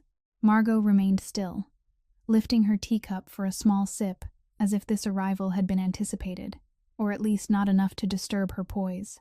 The man took a few more steps, close enough to Cameron that words could become a slap. "You're getting soft because of the girl, Cameron," he said flatly. No detours. The air in the room thickened. Brielle heard herself swallow, heard the soft crackle of the fire, heard even the silence of the guards standing farther back. Men who understood this was a confrontation that didn't need guns. Cameron didn't blink. He didn't argue immediately. He didn't show heat, but Brielle saw his eyes darken. The darkness of someone touched in the exact place that hurts, and choosing the mask instead of the wound. The man seemed pleased by the silence and continued, his sarcasm light as dust settling on an open cut. "Last night at the gate was entertaining too," he said, and Brielle went cold because the sentence confirmed he knew, not through rumor, but like a man who had watched it happen. "A small accident. You almost lost your new toy," he said toy, and Brielle felt herself reduced into an object in front of her own face. Cameron's jaw tightened for the briefest beat, small but enough for Brielle to see restraint stretched like a wire about to snap. "Say what you came to say," Cameron replied, his voice still even, but now the evenness had an edge. The man gave a soft laugh. "I want you to remember the rules," he said. "The rules of this house aren't hanging around the neck of a little waitress. The rules are in the hands of the person who knows which string to pull." He adjusted a button at his cuff, elegant as if performing for an audience, and then continued, his tone almost airy while the meaning broke bone. "The public system has my people. Police, EMS, hospitals. It doesn't matter who you call. And inside this house," he looked around the sitting room, his gaze skimming miles, skimming even corners that were supposed to be empty. "Inside the house, you don't even need to guess. You've already seen it. Margot's medication got touched. Cameras got bought. An envelope landed on a table. You think an outsider can do all that?" Brielle's skin turned cold, because this wasn't only a display of power, it was a reminder that no matter how many layers the estate locked down, there was still a hand that could unlock from the inside. Cameron stayed motionless, refusing to let a crack show on his face, but his eyes darkened further, and Brielle understood that darkness wasn't surrender. It was the recognition of an enemy standing close enough to walk into the sitting room like the owner. Only then did the man deliver the most important thing in a voice that sounded like a final seal. "I'm Grant," he said, as if the name alone should make everything line up. Brielle didn't need anyone to explain further. She had heard his voice through the phone. She had watched how no one in the estate dared stop his car, and she understood that this was the shadow that had circled her since the intersection, since the anonymous texts, since the gate trap, now stepping into the so-called only safe place and showing his face. The name Grant dropped into the sitting room like a latch snapping shut, and the moment it clicked into place, Brielle understood that from here on, every sentence wouldn't be innuendo anymore. It would be terms. Grant took one more step, not crowding Cameron, but crowding the air itself, turning Margot's room into a negotiation table as if that were his natural right. He studied Cameron for a long moment, then flicked a glance at Margot as if checking she was alert enough to listen, and only then spoke, his tone as calm as discussing real estate. "I came to settle a problem," Grant said. "The problem has a name, the girl." His eyes fell on Brielle again, and this time it wasn't mere assessment. It was a target being stamped all over again, and Brielle felt her throat turn to dry heat. Cameron didn't react. His face stayed stone, but Brielle saw his chest lift and fall. One measured breath of control. "What do you want?" Cameron asked, voice even, not soft. Grant gave a thin, joyless smile. "Simple," he said. "Hand her over to me. In return, this house stays quiet. Margot's medication won't be touched again. Your cameras won't get bought again. The traps at the gate stop. You can keep playing king without running into the garden to fire warning shots over a girl." Grant's smile was blade thin, and Brielle understood he was naming last night on purpose, pressing a finger straight into the crack that had opened in Cameron. The crack called fear. Cameron didn't move. "No," he said, one short word, falling like a barred door. Grant let out a breath as if bored, then softened his voice, making it more dangerous because it didn't need volume. "You always think you're harder than me," he said. "But I don't need to break you. I only need to break what you stick to." He slid a hand into his coat pocket and drew out a phone, unhurried, as if pulling a knife from its sheath. The screen lit, and Grant angled it so Brielle saw it first, before Cameron could block. Another photo of Noah, clearer now, closer. Noah stood in front of a bus, his head bowed as if reading a message, and behind him was the reflection of a man's silhouette in the glass of the shelter. Brielle felt blood slam into her ears. Her brother, Grant said, like he was calling out a card in a game. Noah. Right. Brielle wanted to lunge and snatch the phone, but her feet were nailed to the floor. Cameron moved half a step forward on instinct, and that half step alone made Grant give a quiet laugh, pleased to have pulled a reaction. Don't, Grant said to Cameron, still gentle. You take one more step, and the boy vanishes off the map faster than you can call anyone. Something in Brielle screamed. Another part of her turned cold, because she understood the brutal truth. Noah was the only weakness Grant could hold without ever raising a gun. Grant looked straight at Brielle. You choose, he said, and the words wore a polite tone while their core was violence. A little brother who lives a normal life, or a war where you'll end up losing him and dying anyway. I don't need you dead today. I only need you gone from this house. Brielle looked at Cameron and saw a deep night in his eyes. The night of a man shoved into a corner who cannot afford to show it. Margot remained seated, one hand on her cane, her dark gaze sharp and watchful like a judge, not intervening, as if she were waiting to see what Brielle would choose when pushed to the edge. Cameron said no again, lower now. Don't bring Noah into this. Grant shrugged. I'm not bringing him in, he replied. I'm reminding you that you have something to lose. Brielle felt the familiar apology rising again. Sorry for coming here. Sorry for dragging them into trouble. Sorry for existing as a target. But she bit down on it, and in its place another thought rose, clear as a bell. If she stayed, Noah would die. If she left, she could buy Noah a chance to live, even if it was only a chance. Brielle drew in one breath, stepped away from her place near the window, and walked to the center of the room where the light hit clean and everyone could see her. Fine, she said, and her voice was so steady that even she was surprised. I'll go. Cameron snapped his head toward her, and for the first time, his mask cracked wide, not with anger, but with shock, like he was watching someone open a door and walk into fire. Brielle, he said, only her name, and inside that name was a wordless prohibition. Brielle didn't look at Grant anymore. She looked at Cameron. You said you wanted to keep me alive, she said, each word pulled up from her chest. Then keep Noah alive. He's all I have. Cameron's jaw clenched, his eyes darkening until Brielle could almost feel a storm. Grant's mouth curved in satisfaction, as if he'd won without ever firing. Smart, he said, then turned to Cameron. You have until the end of today to prepare. Tomorrow morning, she comes with me. Grant turned and walked out as if leaving a meeting already finished. When the door shut, the room stayed frighteningly silent. Brielle felt her legs go soft, but she stayed upright, because if she fell now, she wasn't sure she'd ever stand again. Cameron looked at her for a long beat, his gaze split between anger and pain, as if he were being torn in two between duty and something he wouldn't let himself name. He didn't say anything else in front of Brielle. He only turned away, stepped to Miles, and dropped his voice so only Miles could hear. Move Noah first, Cameron said, each word hammered into a plan. Don't let her know. Brielle went back to her room like someone who had just signed her own death notice, her fingers still remembering the cold glow of Grant's phone as it showed Noah's picture, and in her head there was only one thought left: keep her brother alive, no matter what it cost. That night, the estate ran like a machine switched into wartime, doors locked tighter without opening more, yet people moved more. Earpieces murmured like insects. Hallway lights stayed a hard white all through the dark hours. Brielle wasn't allowed to leave her room, and this time she didn't argue, didn't fight, because she had decided to sacrifice herself, and sacrifices didn't get to demand anything.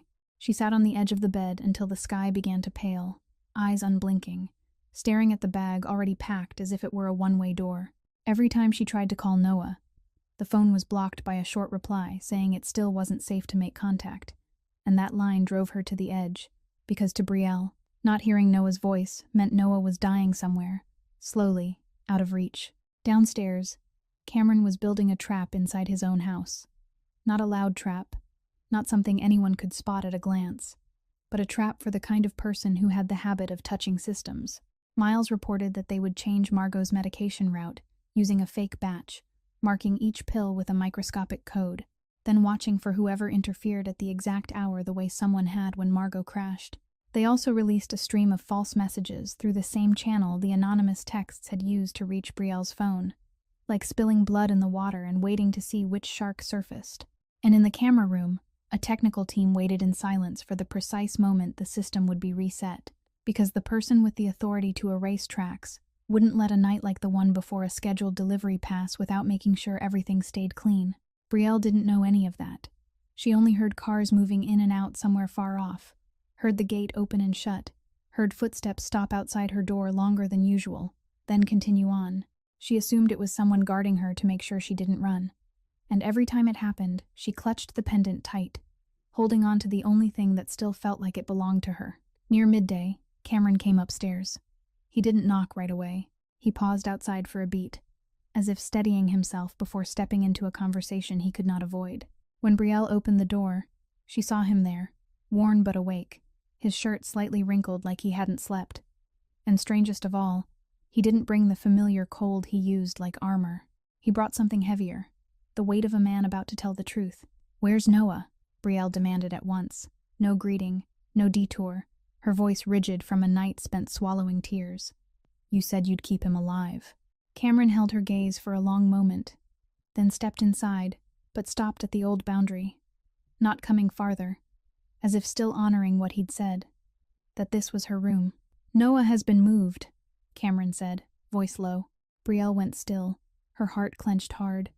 "Moved where?" she snapped, and her mind flashed to Noah being shoved into a car, a hand over his mouth, a life erased. "You gave him to Grant to trade for me." Cameron's face tightened, offended by the thought itself. "No," he said immediately, firm. "Noah was taken to a hidden safe zone. Outside this house.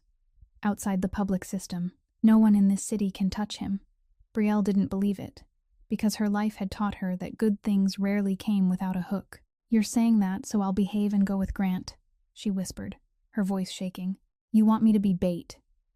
Cameron looked straight at her, his eyes darkening not with anger, but with understanding of how far she'd been dragged, until trust had become impossible. "I'm not using your brother as bait," Cameron said, each word slow and heavy, like something set carefully on the floor. "I'm not using Noah. I'm using the people who think they have the right to use Noah." Brielle blinked rapidly, trying to fit that sentence onto reality. Cameron explained briefly, without wandering, but enough for Brielle to see the shape of it.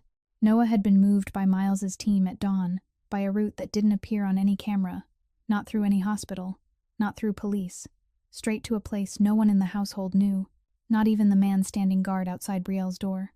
At the same time, they released a false signal, so the watchers would believe Noah was still in the city, still walking his old schedule, still a hostage they could hold. Alongside that, the fake medication batch was placed into Margot's supply, and a false message about a meeting point was sent through the same path that had delivered Noah's photos before, to lure the insider into exposing themselves. "If Grant thinks you're going willingly to save Noah," Cameron continued, his voice deep, "he'll relax. He'll believe he's won. And the person inside this house will move to make sure that victory doesn't slip." Brielle listened, and her legs went weak, not with fear now, but with something else, something unfamiliar as sunlight through a cracked door. Cameron had chosen what was right, not what was easy. He could have kept Noah nearby to use against Brielle, to make her compliant, to keep her controllable, but he had sent Noah away, which meant he had cut the rope that tied her to Grant's blackmail, which meant he had accepted the risk of losing a bargaining chip to keep an innocent boy safe. Brielle felt heat rise behind her eyes, and this time, the tears weren't despair. They were a painful kind of relief. "Why didn't you tell me?" she asked, her voice breaking. Cameron glanced down for the briefest beat, then answered plainly, without softening it. "Because if you knew Noah was safe, you wouldn't go," he said. "And if you wouldn't go, Grant would drag this whole house down. You'd be killed before you could run. Margot's meds would be touched again, and Noah would be hunted all over again." Brielle bit her lip, realizing she had been used in a plan, but not the way her life had always used her. This time, the person using her wasn't trying to sacrifice her. He was trying to save the person she loved and expose the enemy. "I still have to go," Brielle said quietly, accepting what remained. Cameron nodded, his eyes never leaving her. "You'll go," he said, "but not to die. You'll go so we can pull the insider into the light." Brielle looked at him, and for the first time in this world of brutal choices, she saw a powerful man choosing what was right instead of what was convenient, choosing to protect a boy who didn't matter to his war instead of holding on to a bargaining chip, and it made her afraid, and it made her believe, as if she were standing in front of a door she had never been allowed to open. Dusk came down like a gray cloth laid over the estate, and inside that manufactured quiet, everything was arranged to look normal, as if there were no traps, no bought cameras, no tampered meds, no man who had almost dragged Brielle out of the garden the night before. Brielle wore a dark coat, no makeup, her hair tied back tight, the pendant cold against her breastbone like a final seal.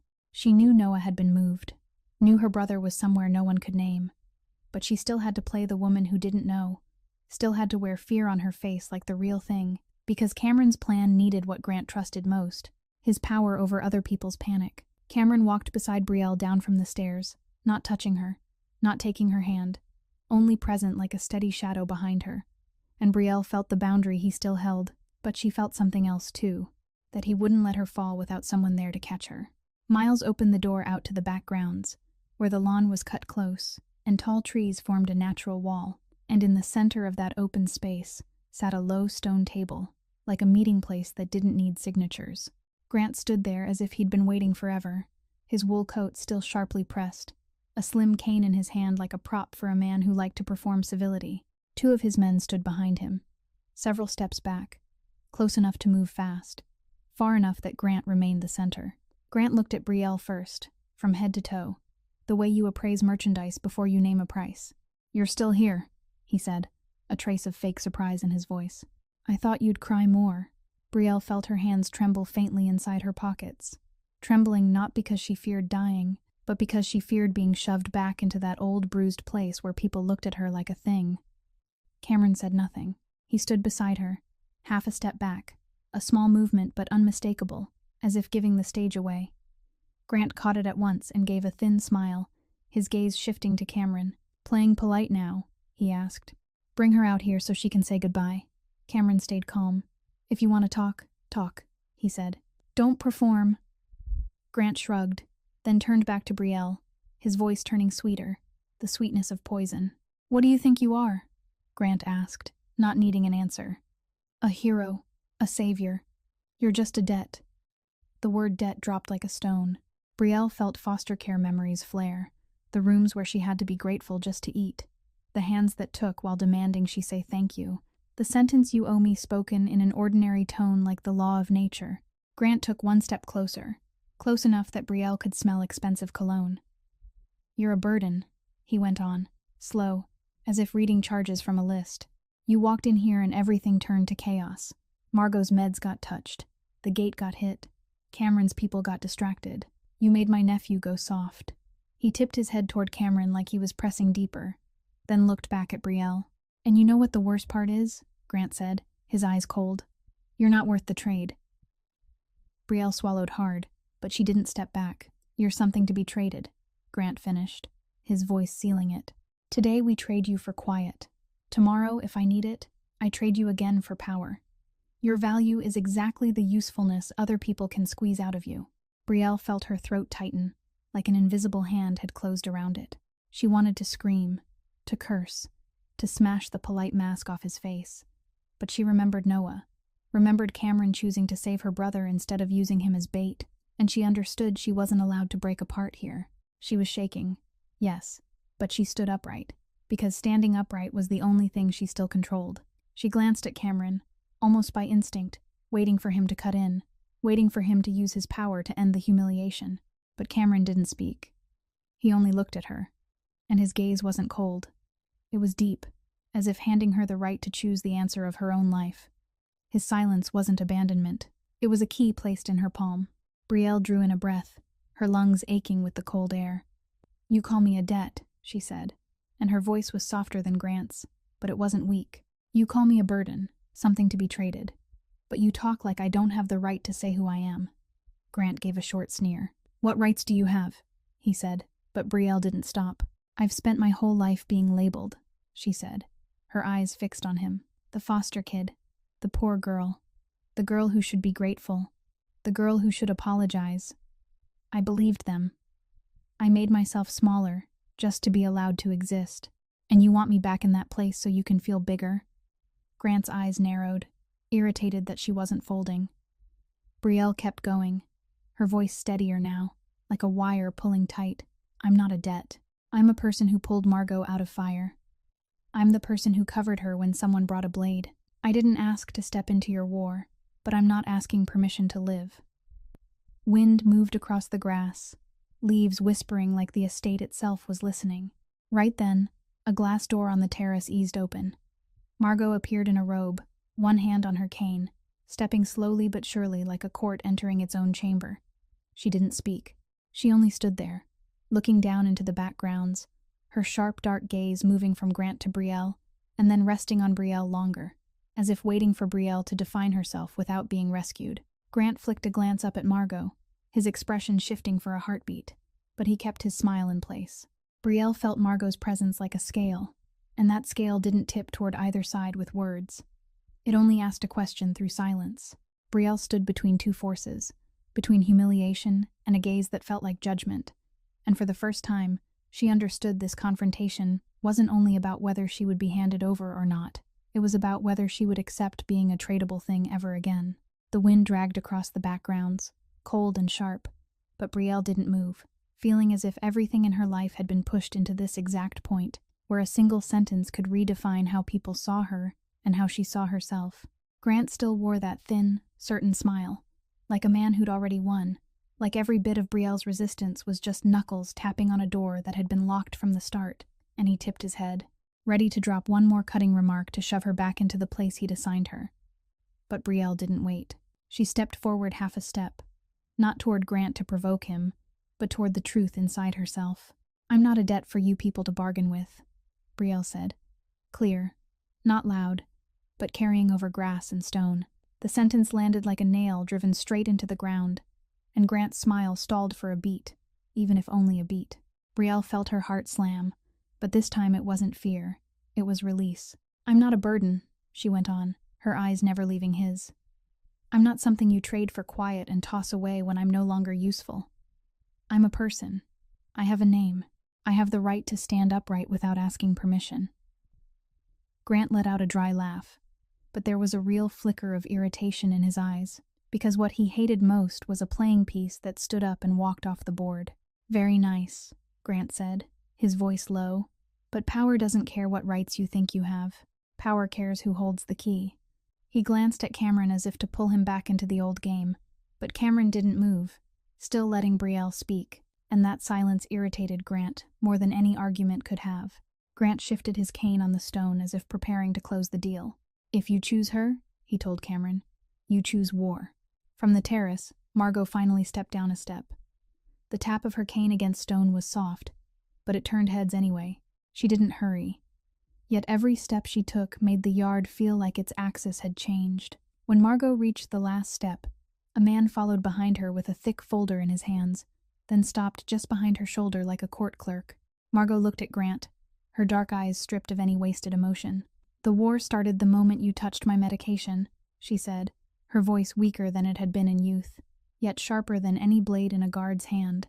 Grant curled his mouth. Margot, he replied, trying to keep the tone civilized. You still like playing the victim. Margot didn't answer with a jab. She simply held out her hand, and the man behind her placed the folder into it. Margot opened it, pulled out several sheets, printouts of transfers bearing the names of shell companies, timestamps and access codes tied to the intersection camera system, and a comparison chart showing the dosage altered at the exact window when she'd crashed. Medication interference, Margot read, without raising her voice, because the truth carried its own weight. Money moved through 3 layers of empty companies and landed in the account you used to pay people inside the EMS pipeline. And that person, she paused, looking straight at Grant, isn't an outsider. He's yours. He's your planted hand. Grant's face tightened for a fraction. Then he laughed like it was all a cheap accusation. Paper can be forged, he said. You want to pin this on me because you're afraid of losing your son. Margot closed the folder, her gaze unblinking. Then explain this, she said. Why the camera access code was purchased by a company registered to one of your people, and why at the same time the EMS roster was changed so the ambulance ran late by the exact minutes that mattered. Grant went quiet for a beat, and that single beat shifted the air, because Grant wasn't the kind of man who went silent unless he'd been pushed into a corner. Cameron stepped forward, and this time, he didn't leave Brielle alone. He came in close beside her, his shoulder a shield, and when he spoke, his voice was cold and final. "You want her handed over," Cameron said, "because you think she's my weakness." He looked straight at Grant. "You're wrong." Grant narrowed his eyes. "You threatening me?" he asked. But Cameron didn't lower his voice. "She stays," Cameron said, each word stamped like a seal. "Anyone who touches her is taking me on." The guards at a distance shifted instantly. No loud command needed. Just small signals drilled like an army. Grant's 2 men behind him moved, then checked themselves, because they felt the board tilt. And this wasn't negotiation anymore. This was enforcement. Margot cut her eyes toward Miles. Miles gave a slight nod, and from both sides of the terrace more people appeared, stepping out in formation. No showy weapons drawn. Yet every footfall said the estate's power had chosen a side. Grant looked around and understood he was no longer the one moving the pieces here. His smile thinned into a cold line. "You think you can cage me?" Grant said, his voice dropping. "You think a few sheets of paper can kill my name?" Cameron didn't answer. He gave a tiny signal. 2 guards stepped up and took positions on either side of Grant like an invitation, except there wasn't a choice inside it. Grant didn't resist. He was too smart to turn himself into a viral clip. He only looked at Brielle one more time, his gaze pressing like a curse. "You think you've won," Grant said, low enough that only Brielle could hear. "But you've just signed a bigger debt." Brielle felt a chill crawl up her spine, but she didn't back away. She met his eyes. "I don't owe you anything," she said, and her voice didn't shake this time. Grant let out a soft, amused sound and allowed them to walk him away, crossing the grass like a man leaving a stage with the posture of someone who still refused to accept defeat. Before he got into the car, he turned and threw one last shard into the air. "This isn't over." The sedan rolled out of the estate, leaving the backgrounds quiet again, the wind still moving. But inside that quiet, something had changed in a way that couldn't be reversed.